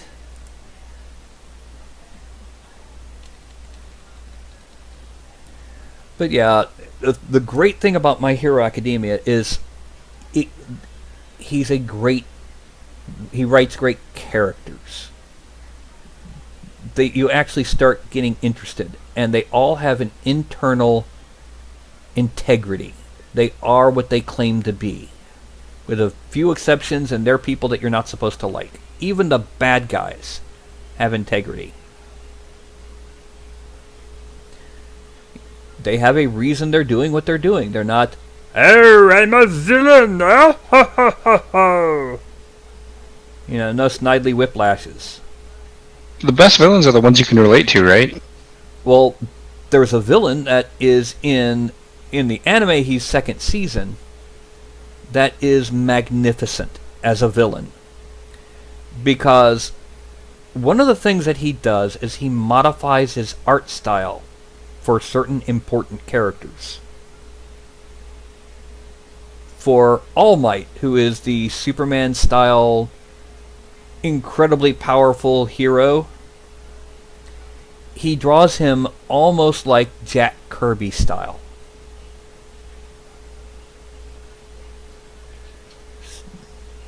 It's remarkable.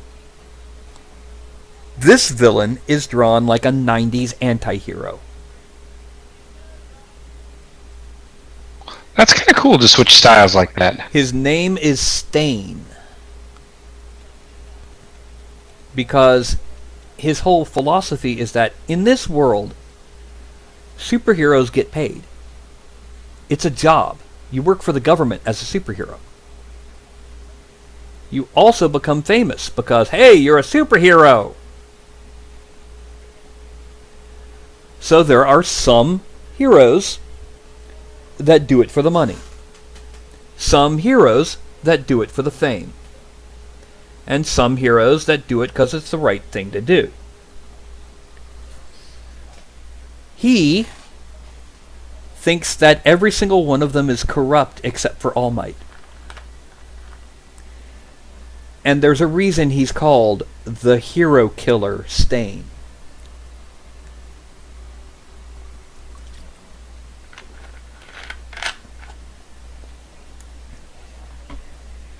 Sounds like he pretty much just goes out and seeks after the corrupt individuals. Or at least those that he believes are corrupt. At the point in time... No, Fuzzbutt. Yeah, if you glance at the screen again, I got somebody trying to get in my lap. Oof. Okay, get up there. That'll be fine. This is a crazy cat. This is Ralph. Yeah. He just wants to say hi. What are you doing, buddy? Yes. You see that there's a tablet down there, don't you?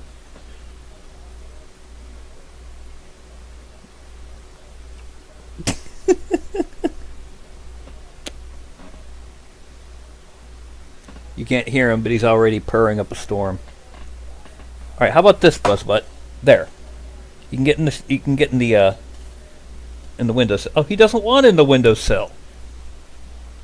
Go figure. Okay, when he gets up on my shoulder like this, it's extremely hard to get him down, so I just have to let him get on down into my lap. And then I can get him onto the floor.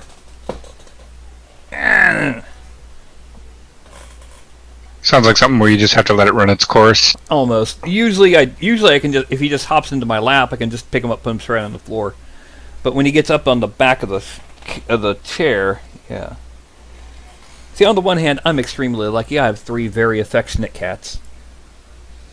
And welcome back, Jarmer. You can see right here how they frequently are up on the back of my chair. And you just look at this chair back, and the fact that this one's bed is right here.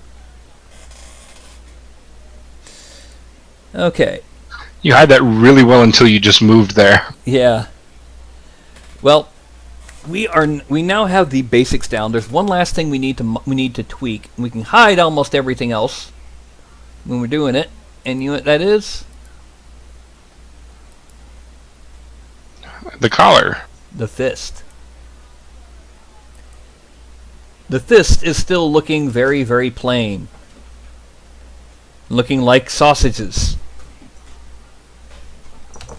No! No, Ralph. No. This is a very useful tool for keeping a cat's discipline.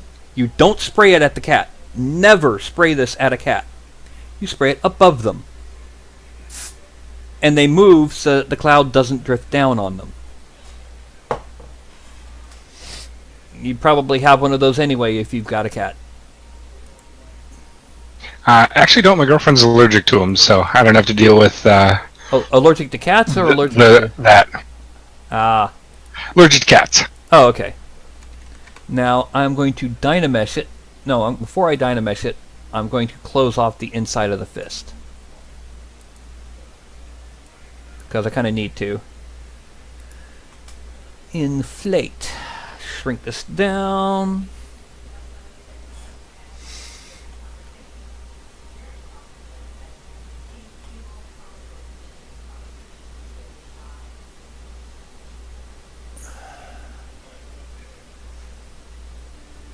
We want the fist to be mostly closed so that it's not needing supports and stuff deep inside there, which would be annoying as all get out. There. Now we're going to dynamesh it. That wasn't enough. It needs to be a little bit more refined than that, and there we go. I don't know if you saw the tail go past the camera. Yeah. Yep, there goes the tail. Yeah. Now, we're going to basically do to this what we did to the real hand. Step one is we're going to inflate inside the thumb joint here. Because, again, that was just a hasty bend when I did the basic rigging.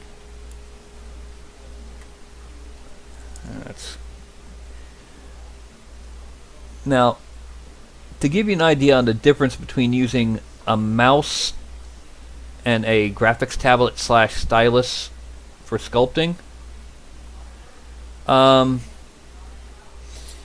imagine that a mouse is a rattle can. You know, the spray paint rattle cans. When you push the button, it comes out 100%. Right? All right. Whereas tablet and stylus is more like a airbrush with the full control. You can control how much pressure you're using on the. You can control the angle that it's coming at. That's kind of been when I have messed with Blender a little bit. That was kind of the more frustrating thing of. It's like you move back and forth. You go, oh, that was either way too much or not enough. Yeah. I've never messed with Blender, and I definitely have never messed with their sculpting. I have messed with Blender, but last time I did, they were still in their phase of the most horrible UI known to man because it was made by committee, and the committee was on different continents. Literally. I feel like it's still that way because, I don't know, compared to other programs, whenever I use it, it's just frustration. Well, that's because Blender is entirely open source. And as a result, anyone can make a plugin for Blender. And they do. And you'll find one person thinks that a subdivision thing should be under modifiers, and another one thinks it should be under edit. And so you'll have almost identical plugins in completely different places and no idea where you're supposed to go to find it. I think a little while back, a couple years ago, I think, they actually went through all of the major default plugins that come with a standard install of Blender, and unified terminologies and where to put them. But terminology is another problem with Blender. Perfect example. You've seen how I can turn a dial and make that basic human figure of mine look like an orc, an elf, a troll, that whole nonsense. Oh yeah. Well, Das Studio calls it a morph. Other people call it a blend shape. And still others call it totally different things. It's kind of ridiculous, really. It's kind of painful there's not just a standard nomenclature for all that. Well, that's because you're dealing with artists. Yes, fair enough. There's a lot of artists that have the technical degrees to make this stuff, but the problem is that a lot of this stuff was developed simultaneously in different sources. So, I mean, a reflection map is a reflection map, because that was developed, by one man. But normal maps, which are used to add pseudo depth and tangibility, like edges and that, to 3D models, especially in games, there's like 5 different implementations, 5 different ways it works. So you got to know which one your particular software uses. Even for 3D printing, jumping from Mesh Mixer to XYZ printing to just the different hotkeys are it's frustrating always.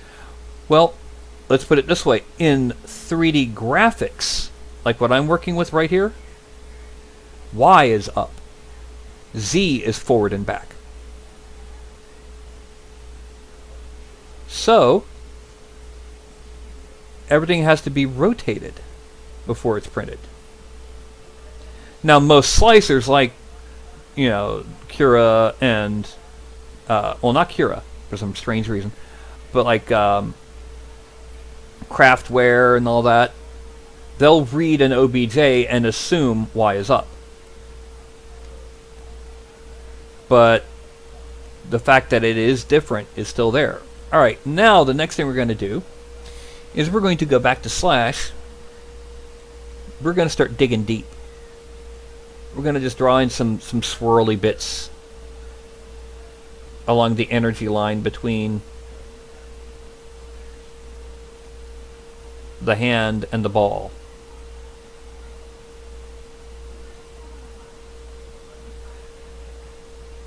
This is mostly to catch paint and make it look all sorts of weird and strange.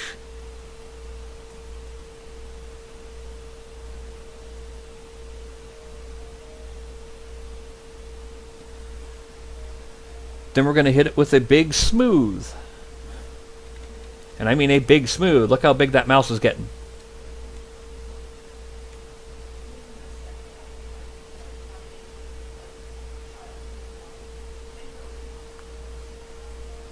Just saw it now.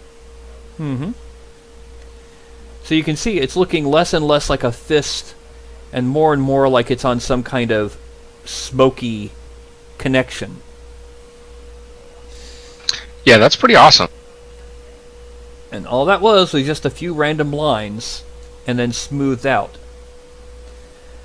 Now I'm going to take that inflate tool. I'm going to shrink this down. But I'm going to increase the intensity. And I'm going to drag across some of these lines.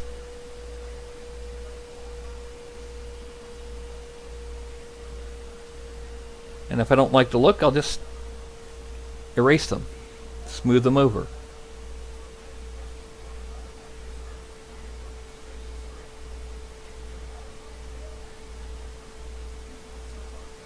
And again, part of this is because those really deep recesses will really catch paint nicely, and the higher edges will catch a dry brush well.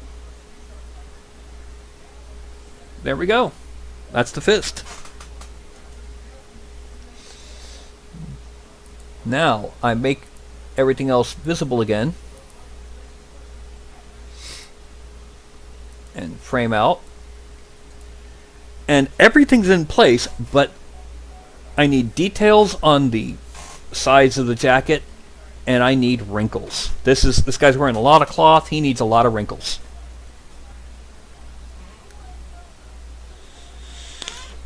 Now I'm going to go ahead and I'm going to move the fist down in the stack. The stack over here is the list of what are called subtools. Move the fist so that before we do the final thing, we can export a version that doesn't have the fist. And he still looks rather heroic like that. Yeah, I would say. Okay, so let's go ahead and hide stuff so I can start working on wrinkles. Well, first, we need to make buttons and buttonholes on the jacket. Buttonholes will be on the left-hand side and buttons on the right, because, it's assumed that this is a man's jacket. I'm going to also assume that he's only got them down to about the waist, because with very few exceptions, that's about it. I'm going to make them large enough to be printed on an FDM, but they shouldn't be too big. And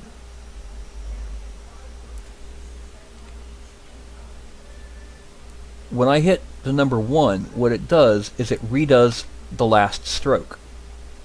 So by doing it a little bit, and then again, I get a nice pop out.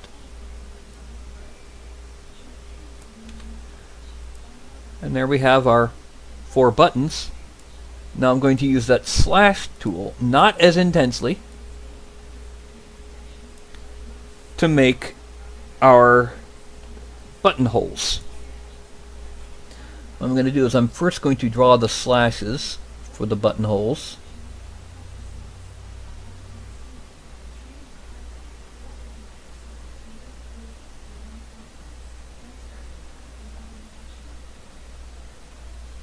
And then I'm going to smooth them just a little bit.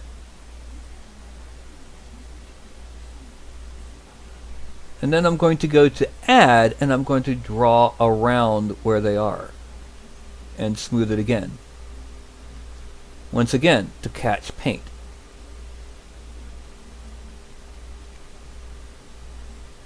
Oh, need to get a little, yeah, there we go. I don't want to suddenly draw an edge on the hand.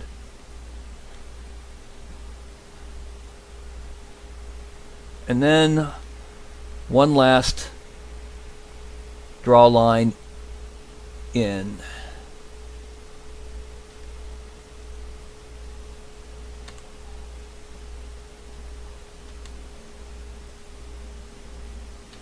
And there's our buttonholes and our buttons. So it's time for wrinkles. Do you know what one of the hardest things for Renaissance artists to learn to replicate the Greek style was? I would guess the wrinkles, but that's only based on you just saying that. Precisely! Because they had to realize that cloth behaves differently if it's hanging differently. One of the things that a lot of the early Renaissance artists did not get right was that a lot of wrinkles, most wrinkles in fact, are actually sharp. Cloth folds along what's called the warp or the weft. That's the warp, I think, is weft is in the direction of the weave, and the warp is what goes in and out from side to side. I may have those backwards, but it folds either exactly along warp and weft or almost exactly diagonal. So what I'm going to do is for the wrinkles under the arm here, I'm going to start off by adding some nice large wrinkles coming out like this in almost straight lines. and then a subtraction on the underside of each wrinkle.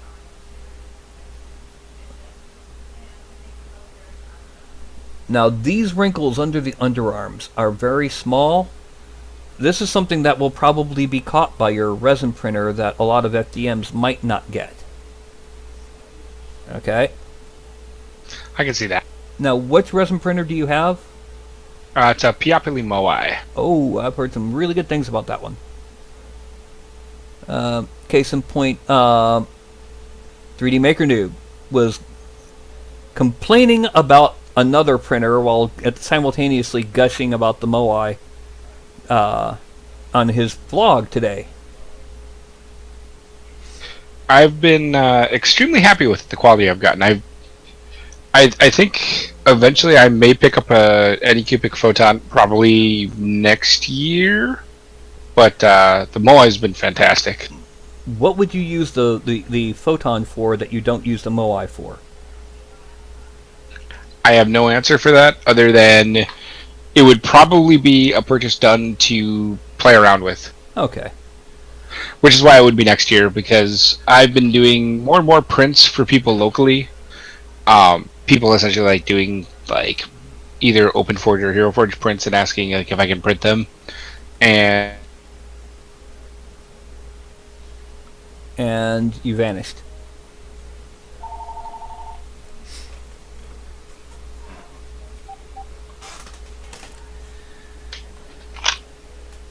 Hello? oh, are you losing me again?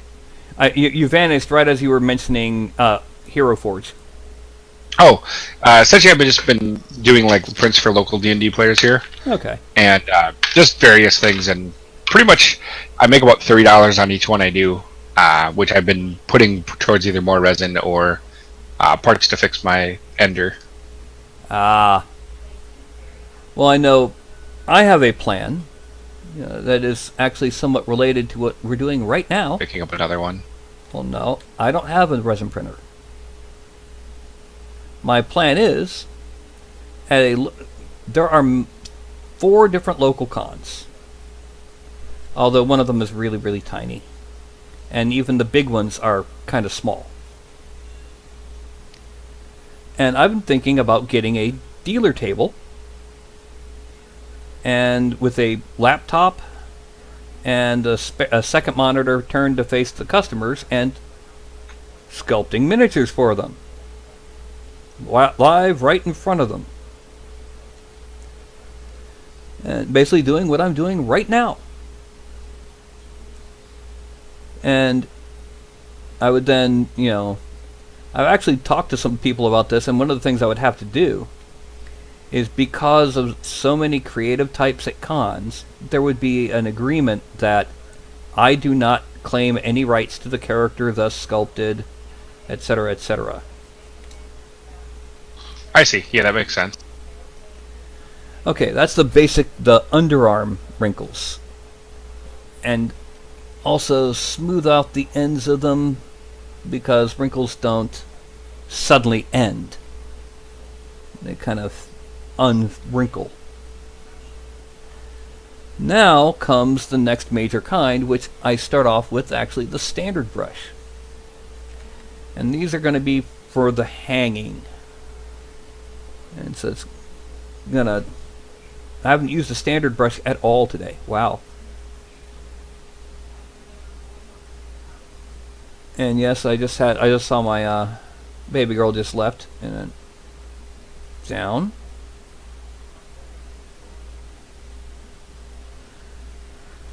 Wrinkles also do a zigzag effect.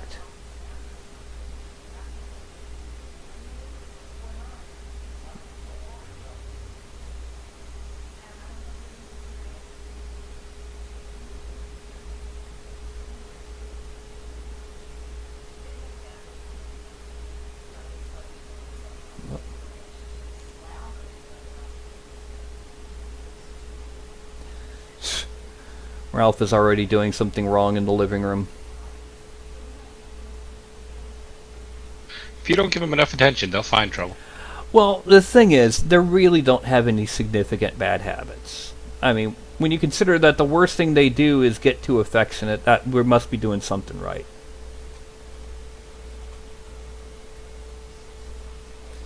Okay, and then slash across. I'm putting the sharp edge of these wrinkles at about the bottom third, because wrinkles are sharp.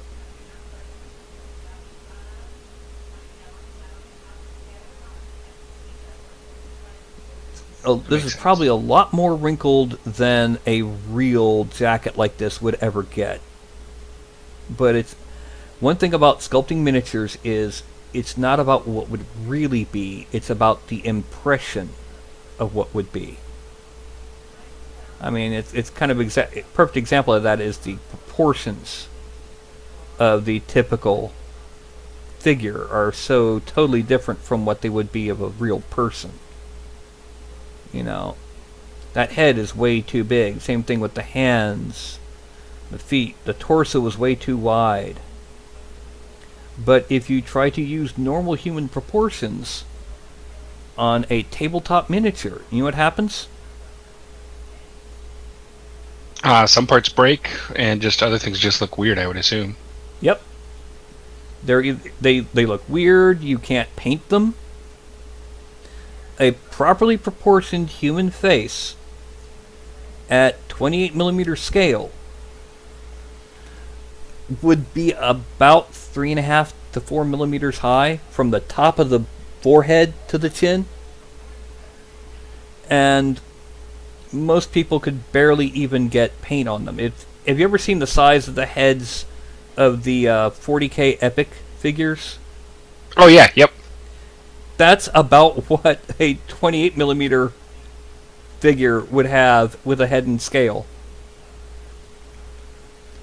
That's how significant the proportion change is. Okay.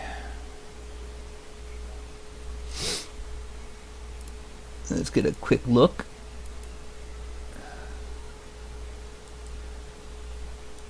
Okay.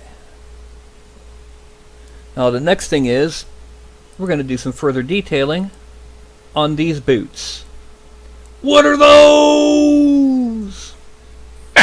When you get to them now, it's like, hey, those need some work. Yep. It's always a good idea to get your forms in place first, and then start working on adding the details. Simply because that way you don't get to the end. And, for example, if I had already blended in this jacket before I realized that I needed to make the top of the shirt there, I'd have a lot of work to try to get around the edges. You know, get it in so that it's blended in seamlessly. But since I did it in the order I needed to do it, hey. Okay, the first thing we're going to do is we're going to do a couple of buttons around the base here. Again, it's not exactly like your image, but it's in the style of, you know, that time period, that style. It often Yeah, I think it works. This. You know, just a couple little buttons, and it works. You know? It adds some detail to it. Now the next thing is the boots. The buckles are over the front of the boot. Now, I could do what I did before with extracting out the way I made the boots themselves. But I'm going to use a different technique simply because these are so small. And it's called layering. And I got to turn off Lazy Mouse. Lazy Mouse is brilliant when it's needed. When it's not, it actually reduces the effect of the brush you're using.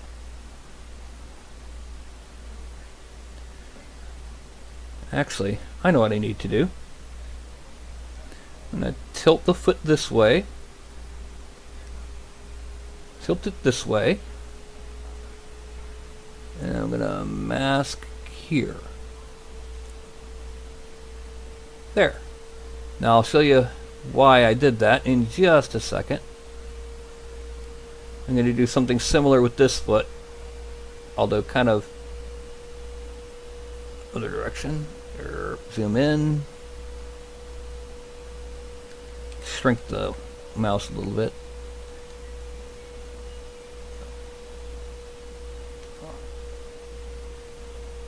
Okay, they're about the same width. That's what I needed to see. And now I'm going to invert the mask.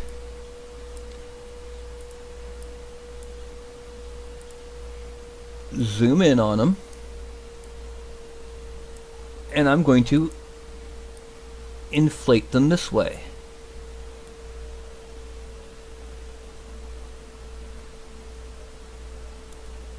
Okay, now I just hit it with that.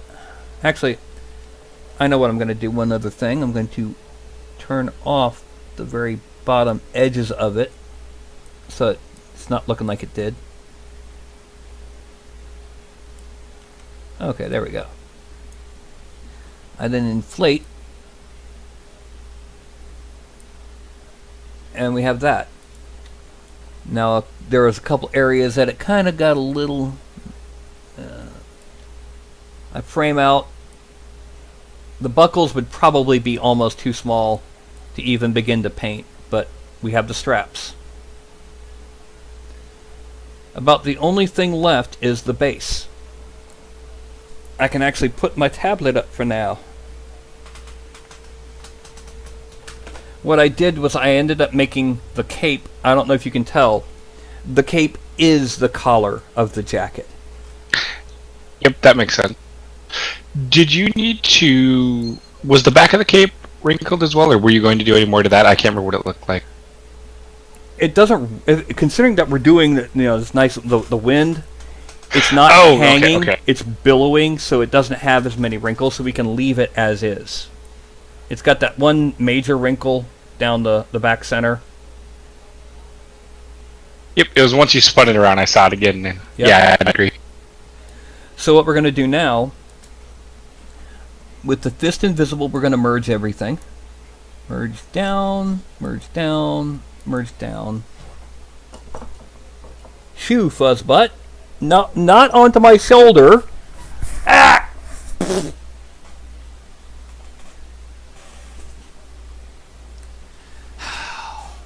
Shinju, get up here. Yes, you. Yeah, how about that? See what I mean about affectionate cats? Absolutely. Yeah, okay, it's all fused into one now. We're now going to create one more subtool. And this one is going to be the base.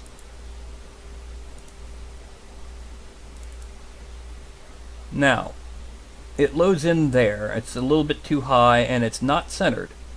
So what we're going to do is, first we're going to subdivide it a couple times so it looks nice and smooth.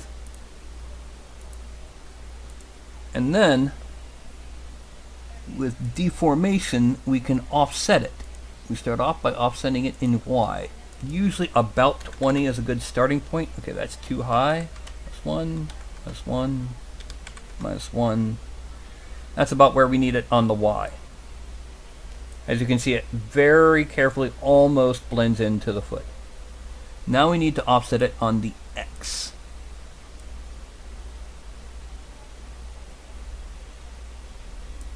Whoop. Okay, now it's in the right spot on the X, and actually it's in the right spot on the Z. The base is in the right spot. Just where you want it to be. Mm-hmm. And that's mostly because the center of gravity of the figure is directly over the center of the base. Now, by the figure, I mean the person. We're not factoring in the cape. The center of gravity, thanks to the cape, will push it much closer to the back, but if we look at it from the bottom, you can see it's still only got a small fraction of the mass that's not over the base. This area right here on the base, you'll see it in just a moment, is right about where the center of gravity of the figure would be. I see. Yeah. So what we're going to do now, we are going to first, we're going to merge down onto base.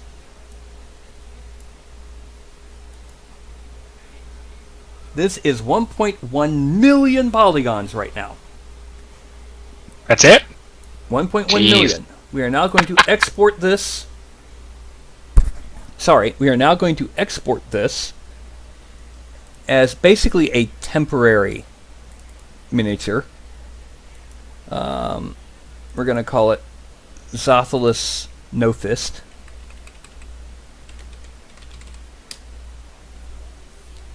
And it's writing the object file. We're then going to make the fist visible.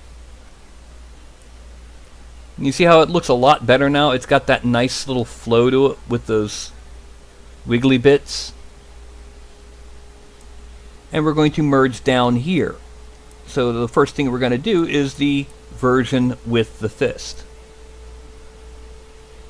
Now the way we do this, we need to fuse all of these parts together, so we go to Geometry.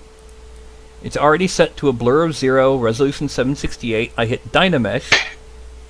Looking straight on, I wonder if almost we have to angle the fist up like a hair. It's currently angled down. It's not looking angled straight on. Oh, okay. There we go. That's straight on. The fist, the top of the fist is almost perfectly parallel to the ground. Gotcha. And we now have one single solid manifold surface that could be printed. But at 2.17 million points and 2.19 million polygons, most slicers would go, no, suicide. So, you can see how it's got now that like little beaded weld near where the hand meets the fist. That's because it blends it into one surface. I see. Now, because this is way too many polys for any major slicer to actually deal with, we have to decimate it. I'm going to bring that over here. Decimation Master. What it does is it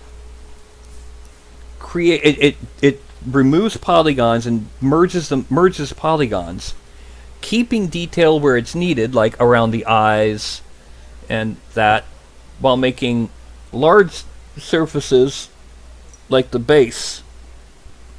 He wants in the lap now. Making large surfaces like the base have larger... That's like, cats want in or out. Anyway, the base will... What are you doing? Yeah, he's all over you. We have to be careful with him about one thing. If he's too happy and too relaxed, he farts. Anyway, so I'm going to click this button, 35K. The end result will be, it will have end up with 35,000 or so vertexes and about 70,000 polygons, all triangles. And it starts off analyzing mesh, then it'll have a little orange bar go across. You can't quite see it yet because it's currently under my camera, but you will in a moment.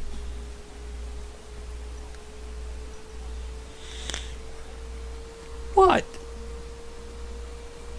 He's now shoving his head under my hands because he wants his pettings. You can tell from the tail sticking straight up, he's in a happy mood. Cats are happy when their tails are pointing straight up, and especially when the tip curls like it is. A little question mark tail. Yeah. No, I want to put you down. Velcro kitty, no. I'm put you... Oh, God. He knows you're close to finished. Yep. He also unleashed his something that was against the Geneva Convention just then with that fart. His own little personal creeping doom. Yep. And it hit escape because of the cat. So I got to do it again. Now he'll walk away knowing his mission was accomplished. Yep. Meanwhile, yeah, I've been painting the orc horde that I sculpted a while back. And what I decided to do was that the tunics and trim and shields for the spearmen would be blue. For the sword and shield would be purple. And for the archers would be like a dark red. And there we go, 70,060 polygons. From our point of view, it looks almost identical. But remember how I pointed out that seam at the hand? When I zoom in? Yep. Look at it now. Now you can see where it chewed up all those polys. 70,000 polygons is a good number for most slicers, while keeping all the detail that I can. No, Fuzzbutt,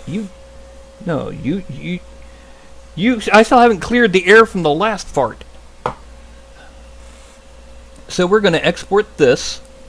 Well, first let me turn that off. We're going to export it as Zathalus with fist. Now I'm going to... That is now saved. It's now on the hard drive, and it's ready to send to you in a little bit. Now I'm going to import the Zathalus no fist, which is going to take a few. You'll see the little orange line, importing mesh data. And there we have again our 1.1 million polygons. Back where we left off. Mm-hmm. And this time I'm going to do the same thing. It's probably going to end up giving a few more polygons here and there, not enough for us to really tell. But, it's not going to have to use those polygons on the big energy fists, so...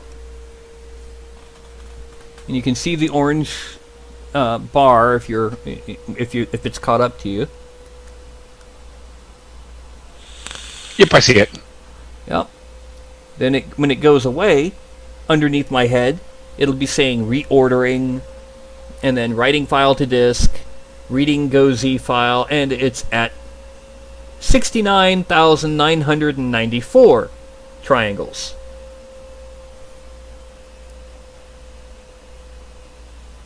And you can see the hand, it has the heel of the hand and the ball of the hand. It has all the details that we really need. And that is Zathalus no fist. There you go. That part of the hand just cut up. That part of it just cut out? No, it just cut up where you spun the model around to see his hand. Ah, yes.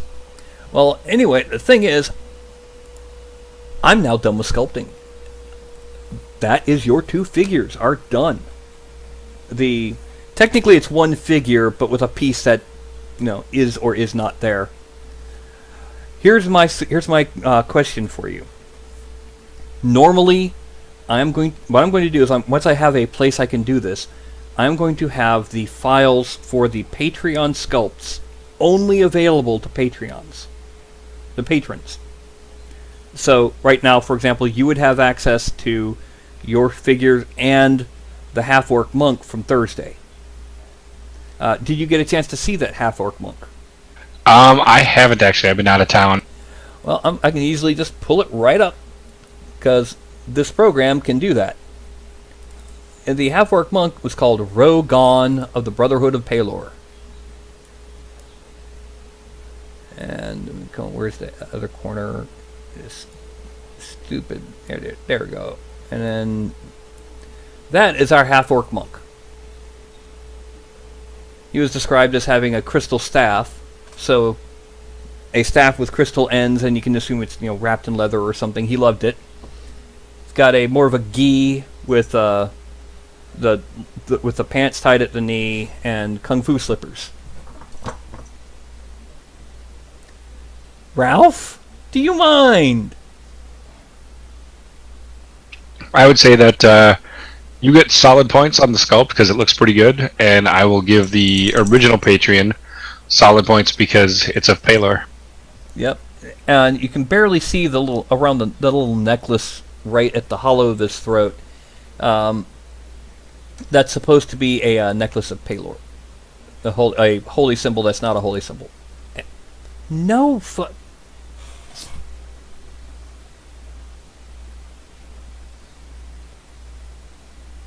Yeah, that's really good. I like that a lot. I'm going to be printing that one too. Well, cattail in face. He just wants to know how it tastes. As often as he's licked it, he knows. Fair enough.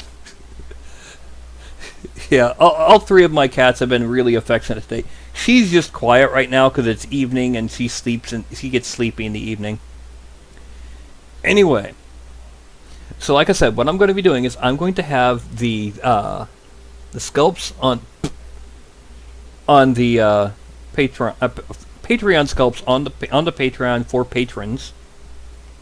Since there are two versions of this, the one with and the one without the Big Beast Fist, would you like to make one of them available on Thingiverse? And if so, which version? I think that personally I've never seen the actual fist effect done before. Okay. So you want the fist version on Thingiverse? Oh yeah, the sun. The problem is, J Armor, I need to actually import the file because that was just a render there. I'm gonna pop back to the ZBrush. I just loaded in his figure. The backs of the bracers have a sun imprint with like a gem in the center.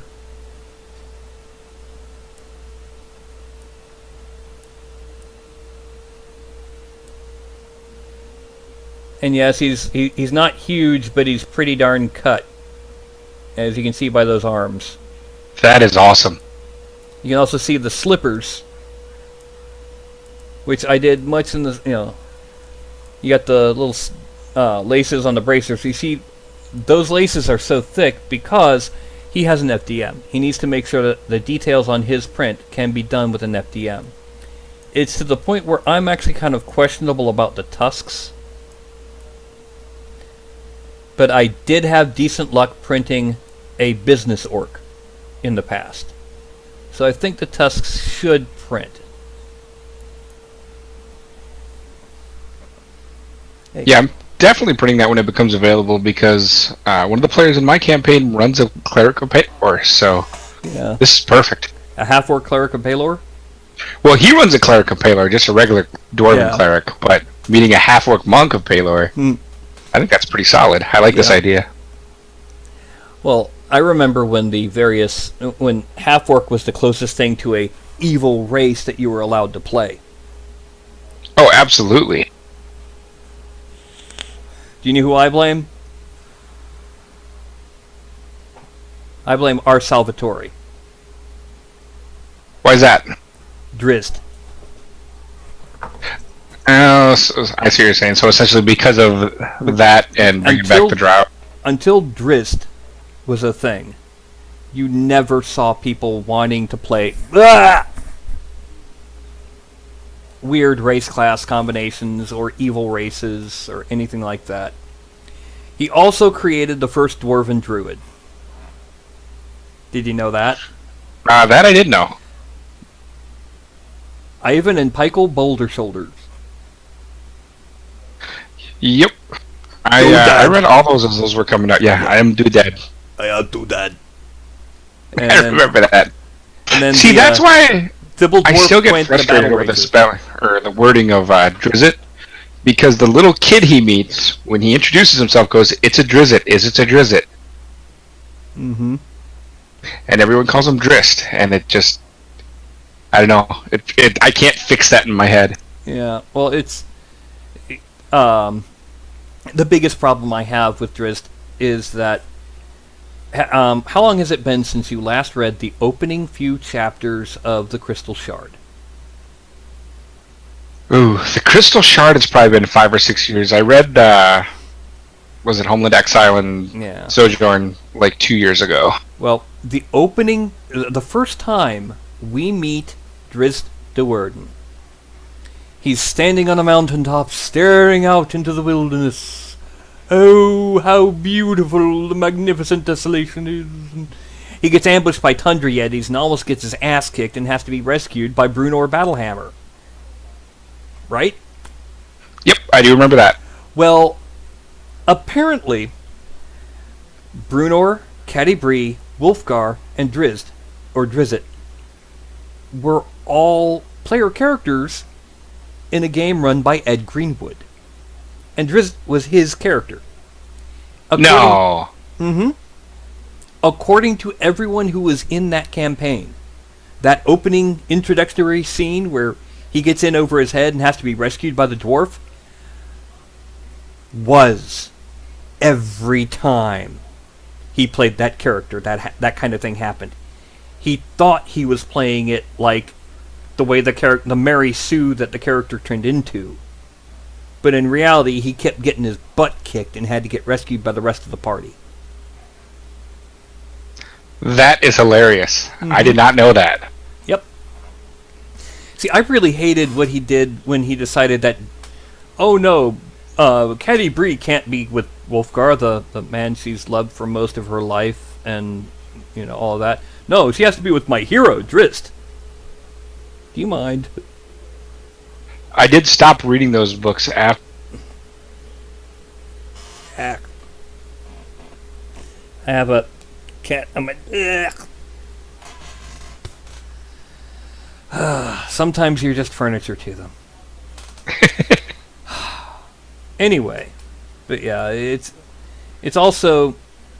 Now, before I say this, I do not mean this politically.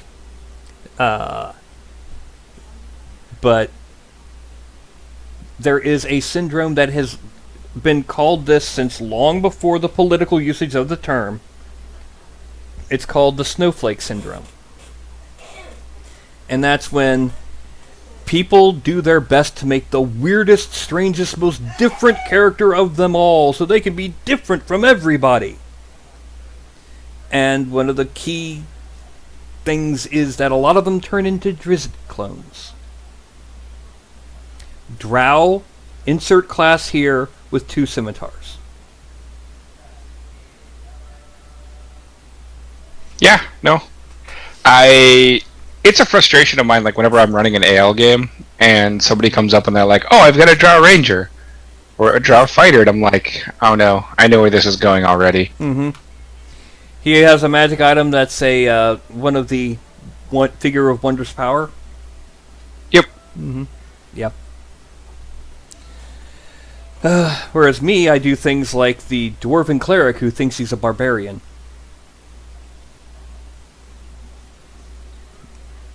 Yeah, I like that.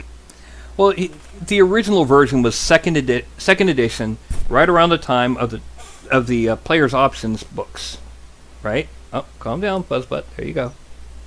You remember the player's options books, right? I have them within my arm's reach right now. Well, there was a mountain dwarf, which in second edition got a bonus to strength and con.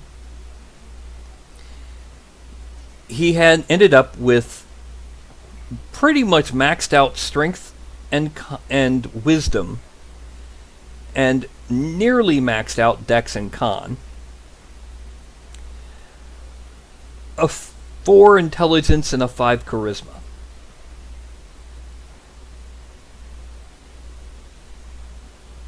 He thought he was a barbarian. Instead, Clengedden Silverbeard, dwarven god of battle, thought he was hilarious, and decided that he was a priest of just by being himself. So when he thought he was going berserk, he was actually casting Enlarge on himself. when he thought he was, proving how tough he was, it don't hurt if you slap it. He was actually casting Cure Light, etc., etc. I love it. That's well done. Well, I recently played a half-orc barbarian. In build, he was a typical half-orc barbarian with a warhammer as his primary weapon. But in play, he had the noble background.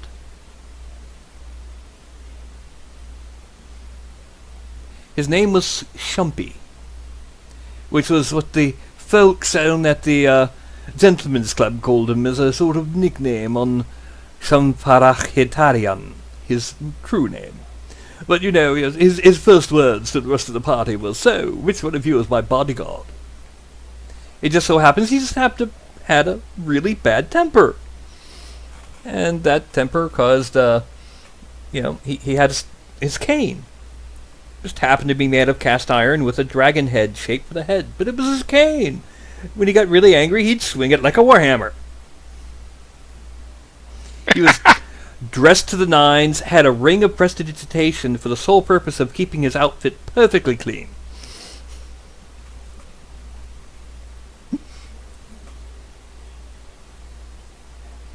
I like it. That's a pretty well thought out character. The characters like that are always the ones that are the more interesting ones to me. Well, I'm in Adventure League on Wednesdays.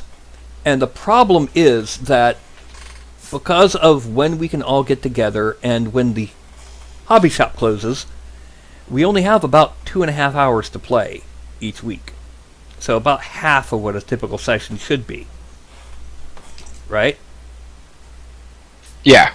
So we don't get much time. We don't get much time to actually roleplay. So we make sure we make the weirdest characters we can that are still viable, so we can get at least some of our roleplay out. Like the time I played a half-elf sorcerer wild mage who was basically Mad Dog Murdoch from the A-Team. Everyone thought he had a familiar that he kept in spirit form and never did actually physically summon. No, he just had an imaginary dog named Billy. Hey, don't knock the imaginary dog. Yep. Played a dwarven fighter that was a battle rager named Dorn, who wielded a spiked Dorn Durgar. What is a Dorn Durgar? And wore half-plate spiked armor. What is a Dorn Durgar? Because in second edition, that dwarf who thought he was a barbarian. Yeah, remember when fighters actually had to choose what weapons they knew? His weapon those were different days. Yeah, his weapon proficiencies were Maul, Warhammer, broad flat object, which usually included coffin lids, tables, and doors, and humanoid opponent. There's nothing wrong with throwing around a humanoid opponent. He'd snatch up, like, say, an orc or a goblin by one ankle, and just start...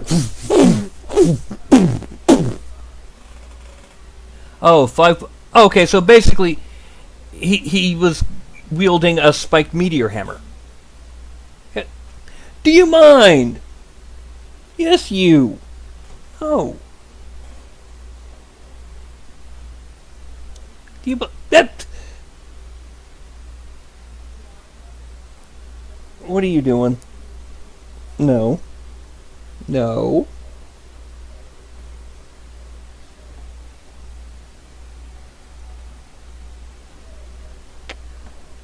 Yeah, anyway. So yeah, it's... Interesting characters can be good as long as they're original and are not the type to disrupt the game. In all honesty, someone like Drizzt would never have been part of an adventuring party. He's of a hunted race, in a solo class, and he spends a lot of his time by himself staring out into the wilderness. A Drizzt is not... And like, the typical dark loner characters Why are you playing them? This is a group play game. Most Dark Loners don't work with D&D. The only reason Wolverine is a part of the superhero groups he is because he was Marvel's cash cow.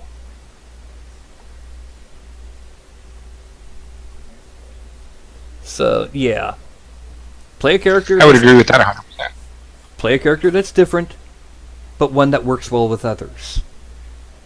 Oh, it's the toughest thing with people. I have one player right now who plays a wizard, and it's his first time playing D&D. He rolled terrible stats, and I was like, "Look, I'm going to let you re-roll these." He's like, "No, I want these stats." Got through the whole thing of creating his character. I said, "What are you going to name your character?" And he said, "My character is going to be named Raistlin." And I vetoed that immediately, and it's been a lot of him learning to do role playing and being able to combat with saying, "This is what my character would do," and trying to teach him, "Your character will learn, so stop using that as an excuse." Ow! See, one of the biggest problems right now with this guy, I refuse to declaw cats. Because, yes, there is a procedure that doesn't do this, but 99% of the time when a vet declaws a cat, they're actually removing that last joint of the toe. Yep. I refuse to do that because it leads to plantigrade stance and arthritis. Anyway, what I was going to say is there was an article in Dragon magazine back in the 80s about the most embarrassing deaths in D&D that the people in the bullpen there at Dragon had ever had. Either them or someone else in the game. Right?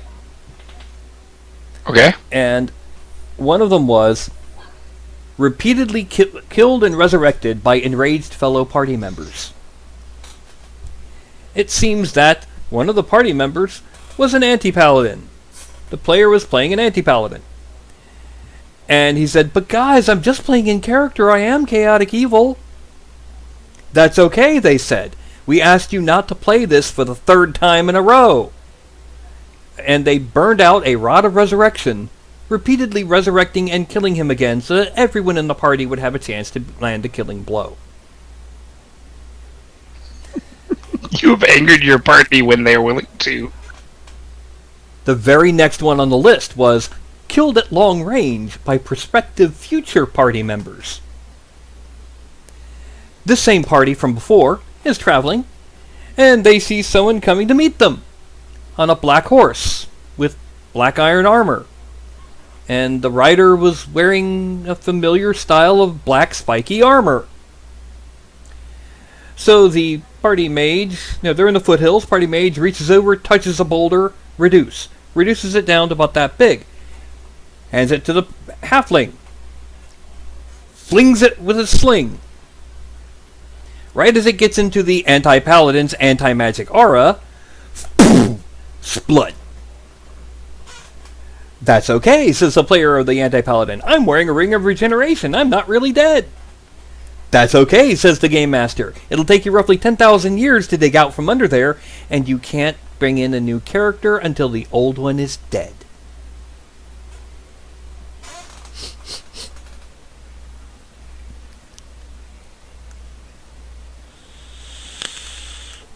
So what do you think about that one?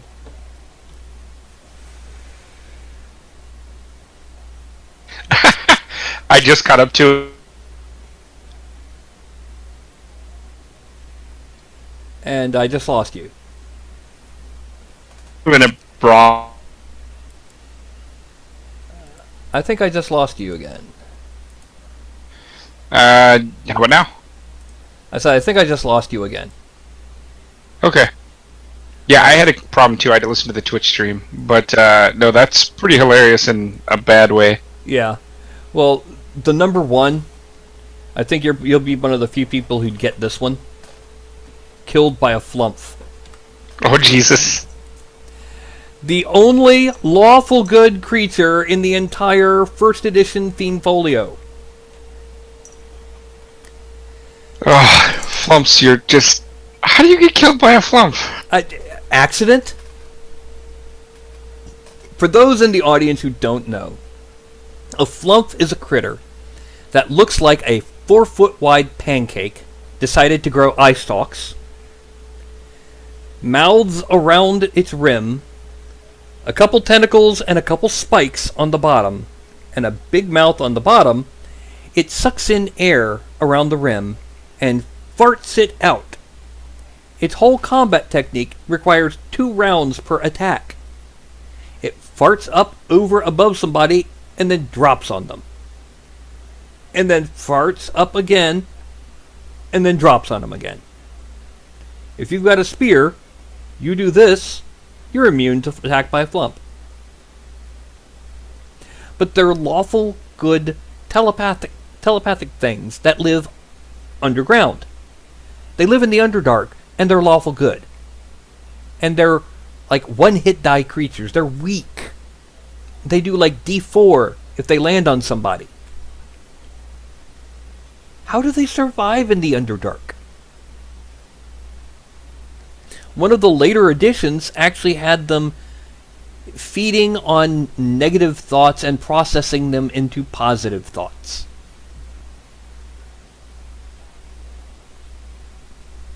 And that was the entire excuse as to why they were down there instead of going, we need to get out of these caves and go up topside where, we're not like dessert to everybody. 5 flumps stacked on top of each other with some maple syrup. I hear in some places they may call that brie. Or was it breen? Now I made it wrong. Yeah. But number 2, by the way, was killed by a garlic bread golem. Wasn't that a Dragon Magazine monster too? One of the a couple years before this, on April Fools, they did a list of different joke golem types. For example, there was the chocolate golem. And there were 3 variants of the chocolate golem, but they all looked like humanoid rabbits. There was the hollow chocolate golem, who was literally incapable of combat, and existed for wizard kids' birthday parties. I like it. He just gave me a kitty kiss. Anyway, then there was the version that had peanut butter inside, which couldn't do any damage, but you'd be stuck in peanut butter because it would spew it out at you. And then there was the solid chocolate golem, which could do 1d2 damage on a punch. 1 per round, and it fought as a 0-level commoner. Sounds like a tough guy. But basically what they were for is they would wander around the birthday parties of the kids, the children of a wizard, and the kids would just reach out and break off a chunk and start eating. But yeah, the garlic bread golem apparently could do 1d3 damage with its crusty fists, and took like quadruple damage from fire and stuff like that. And it was like, if it was in 3rd or 5th edition, it would be like a CR 1/4.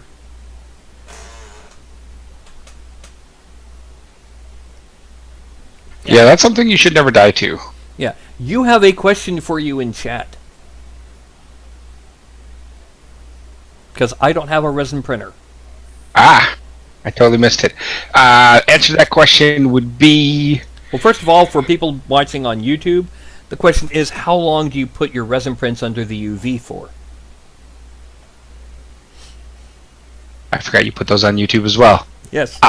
Answer for that is, I use a resin nail curing light that my girlfriend has and doesn't use enough, so I just take it and use it whenever I need it. Typically, I would say between 10 and 20 minutes. I gotta tell you, apparently those are becoming so popular for people who are getting the resin printers that on Amazon... Then I will cure it, and I'll just kind of watch it, and once it starts to yellow it, I'll pull it out. Yeah, but apparently they're getting so common. Apparently, on Amazon, if you order one of the types of resin printers like the Photon, down below where it says people who got this also got, the number one thing is a ultraviolet nail curing light. I believe it. Mm-hmm. You got to wonder if those people who make the nail curing lights are going, why did we suddenly see an upturn in our sales? You know, I mean, what else could it be? And you go, recommended 3D printers. That must be a glitch. Yeah. Okay. So you combination of that and I think also the nail polish shakers do the same thing with miniature paints. Yeah. Well, it's like when I got these, I also got a set of move my soda so I can open the drawer. About 12 resealable cups. And I also got a whole lot of moderate-sized nuts. And nuts actually work better than balls for agitators and paint because it's more surface area spinning and jumbling around. Yeah, it makes sense. But anyway, yeah, it's now 9:08 p.m., which means I've been online for a little over 3 hours, been broadcasting. So, just to clarify, you want to have the version without the Big B's hand on the Patreon-only collection, and the version with on Thingiverse. Actually, I think you should flip that. I think you should do the one without on Thingiverse. Okay, so the one without on Thingiverse and the one with in the Patreon collection. Okay, the character I'm doing Tuesday, I'm not sure, because I haven't heard back from some of my... let me go ahead and double check on Patreon what my schedule is for these things.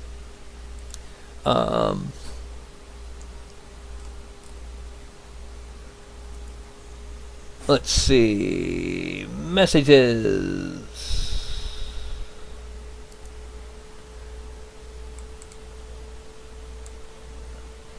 Okay, next Sunday is a dwarf moon druid. My brother actually popped up. We already did Fitz's. Skull Trooper looks like he's going to be on the third Sunday. I'm thinking Tuesday looks like it's going to be an open day. I'm probably going to go ahead... This is going to sound weird, but there's a... there's a YouTube channel I follow called Outside Xbox, and they have a sister channel called Outside Extra, and they're fun. Yes, they're about video games, but they have fun. One of the things they've been doing is live streaming a D&D game. Their first D&D game for all 5 of them. They've got an experienced game master, thankfully. And they've been having people send them fan art. And I was tempted just to see about sculpting miniatures for them and see how they reacted. So I might be doing a half-orc bard with a fur collar on Tuesday. Nice. Yes. Aha. A-body, electricity, display, fingernail, toenail, DP. See, the last time I shopped on Amazon, it was books only. It's still stuck in my head that Amazon is where you get books. So, yeah. Yeah, it's come a long way. Yes, look at that. He's scritched the back and his hips go straight up. Cats do that.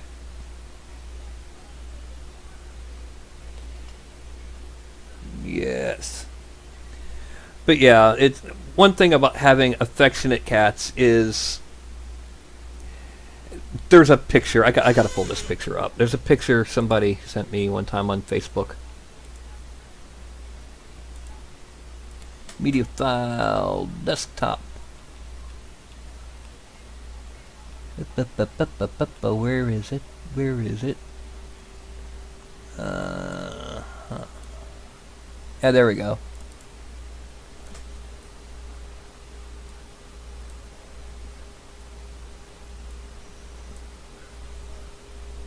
This explains why it's wonderful to have affectionate little kitties.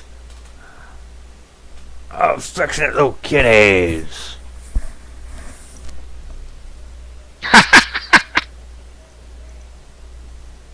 Mm-hmm. This guy has been nicknamed the Velcro Kitty. You're about to see why. He has mastered being able to grab my shirt without touching my skin with these super sharp claws.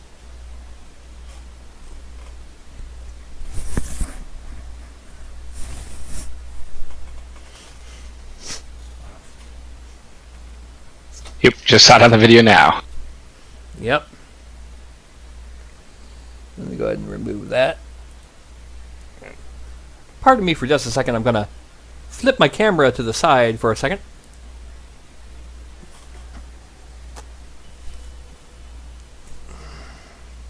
I just had a bit of a accidental snot rocket. No worries. And I just put my hand in my paint.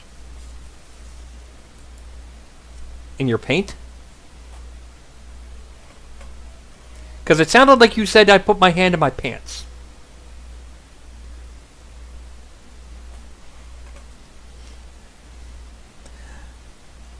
Yeah, that's what I heard too. I think his mic went out again. Or his connection did. Oh, can I hear me? Yes. Like I said, it sounded like you said you put your hand in your pants. Oh, no, my paint water. Okay. Good. Because apparently I left my paint water sitting on my desk, which was a really good idea. Well, I've got a tray table that I use for painting on. Shinji's bed here is actually on two of those, the plastic 3 drawers. The plastic 3-drawer filing cabinets. There's 2 of them, and the one on this side is where I keep the paints. So I just set up a tray table next to my work chair and be painting along while like I said, it's we got a red for the ranged, blue for the spear. These guys are nowhere near finished yet. And the shield guys, it's purple for their primary color, although he has a nice bright red belly shield. And he's wearing Nice. chainmail. So, I set him down.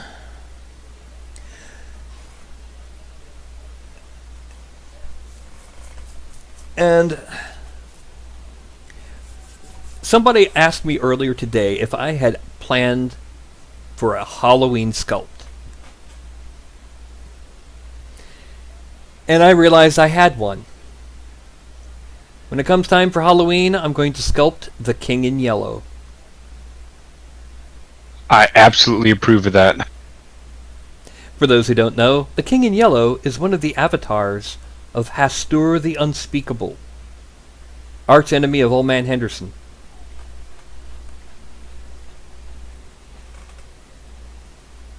Where's my garden gnomes? Where's my garden gnomes? So odds are good none of my players are watching right now looking at the viewer count. So you remember the old D&D module Castle d'Amberville? Yes.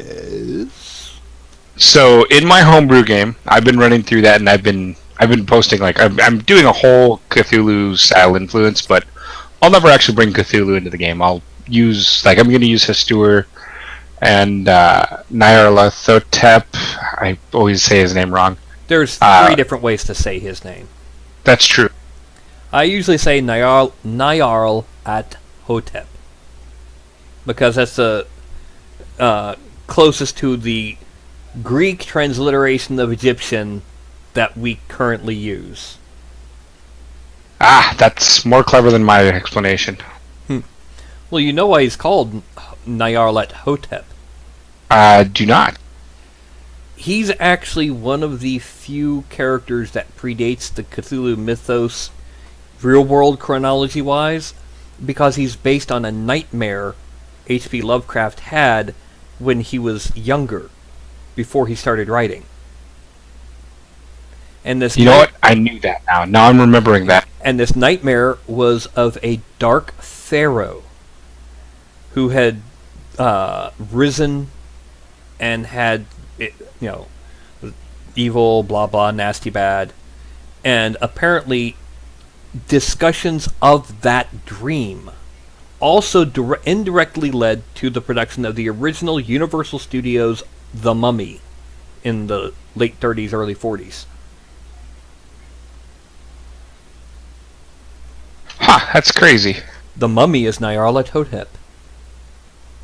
Now, the original The Mummy movie. Yes, the one with Boris Karloff, where he only looks like a mummy for about the first 15 minutes.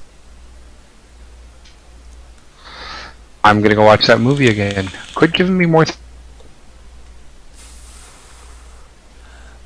If you watch My Hero Academia, be aware, the first 7 or 8 episodes are kind of slow. Because it's a lot of world building, a lot of getting into the characters, and a lot of getting into Izuku's head. Izuku is the name of the main character. But once you leave there, once you get past those first 9 or 10 episodes, even the filler actually serves a purpose. Even if it's just to show how this person learned this that he uses later in the show, or, we find out some information that leads directly to what happens over here. Even the filler is at least somewhat plot important. There are some occasional lighthearted episodes right in the middle of some darkness, but yeah. Anyway, It's reasons like that why I love Babylon 5, because that style of storytelling reminds me very much of B5. My Hero Academia, in theory, is a protagonist-centered show with the main character Deku and how people interact with him.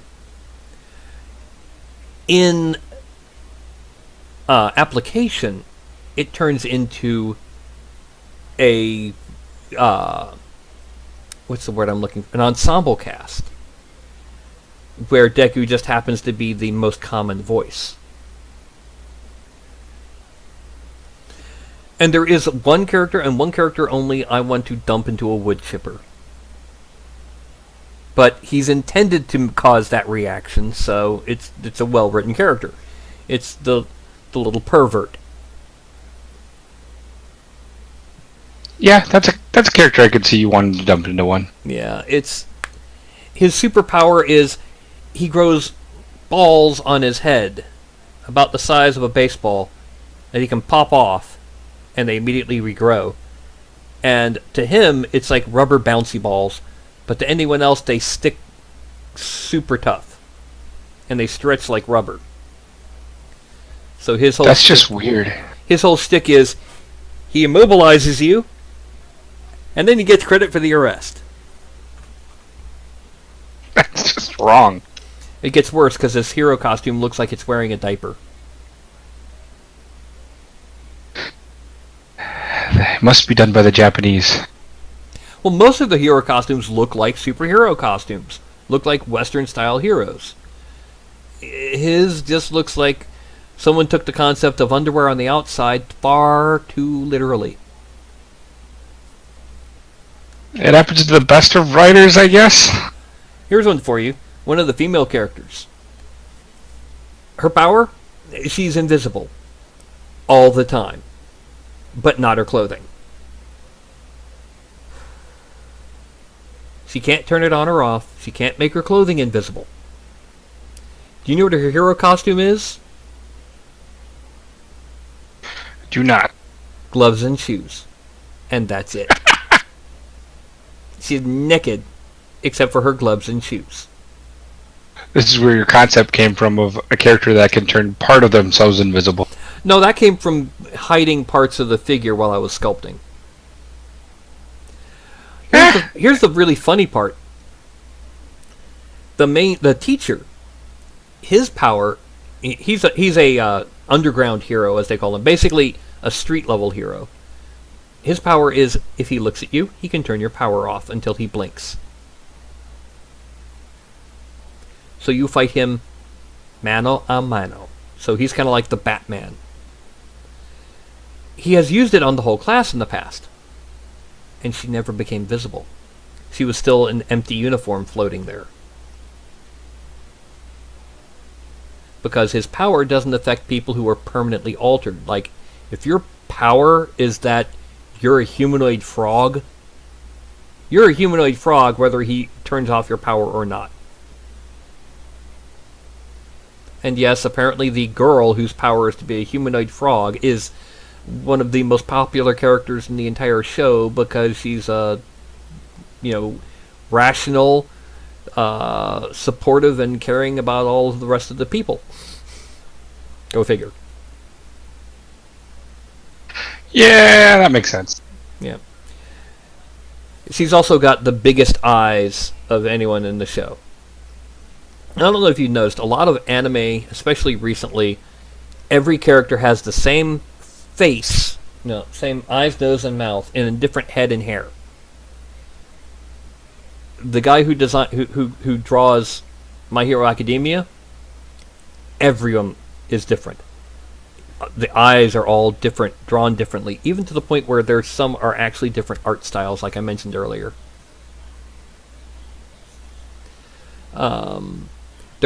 It is quite common for people to have an animal head.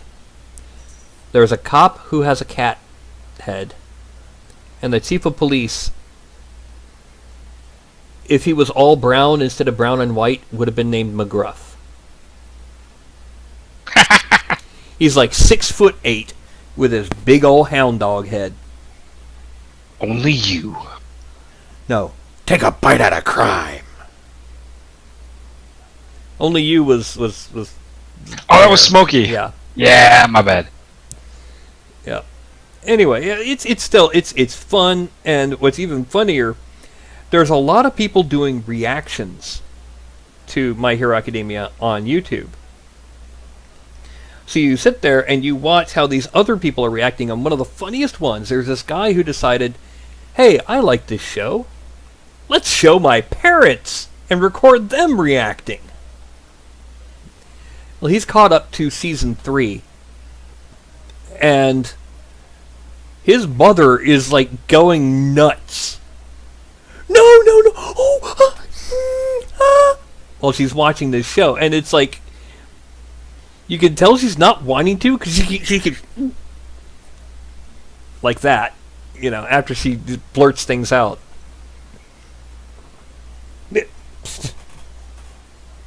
That's the sign of a good writing, and just a good show in general.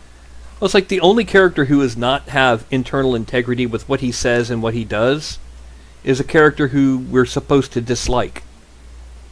I can't say any more because it'd be spoilers, but let's say there's at least one hero that isn't very heroic at all when it comes to his family.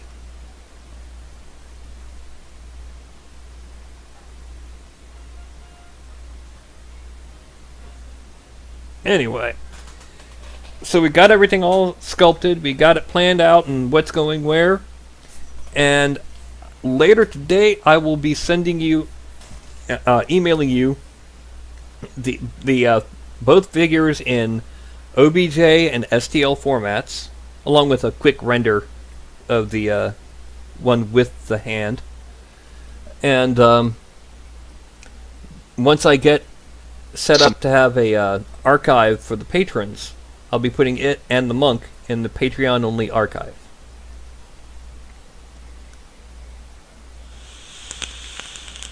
Okay? That's perfect. Excellent. And I should get those printed up this week, so I'll shoot you a message, and if you want, I can mail one your way as well. Excellent. As I said. Okay, what I'm going to do is I'm going to hold my hand up, and I'm going to be watching the broadcast, and when I see my hand count down from 5 to 1, I'm going to be stopping the broadcast. Okay? Sounds good. Okay, so that's... Thanks a lot. I appreciate it. All right. It's usually about a 10-second lag. The lag is actually on Twitch side because of processing. There is an option for this near instant processing, but apparently it's got issues. And with my stream slowing on occasion because of the sculpting and the moving, I can't deal with that. Yeah, makes sense. So what I'm going to do is I'm going to start with 5, a 4, a 3, a 2, 1.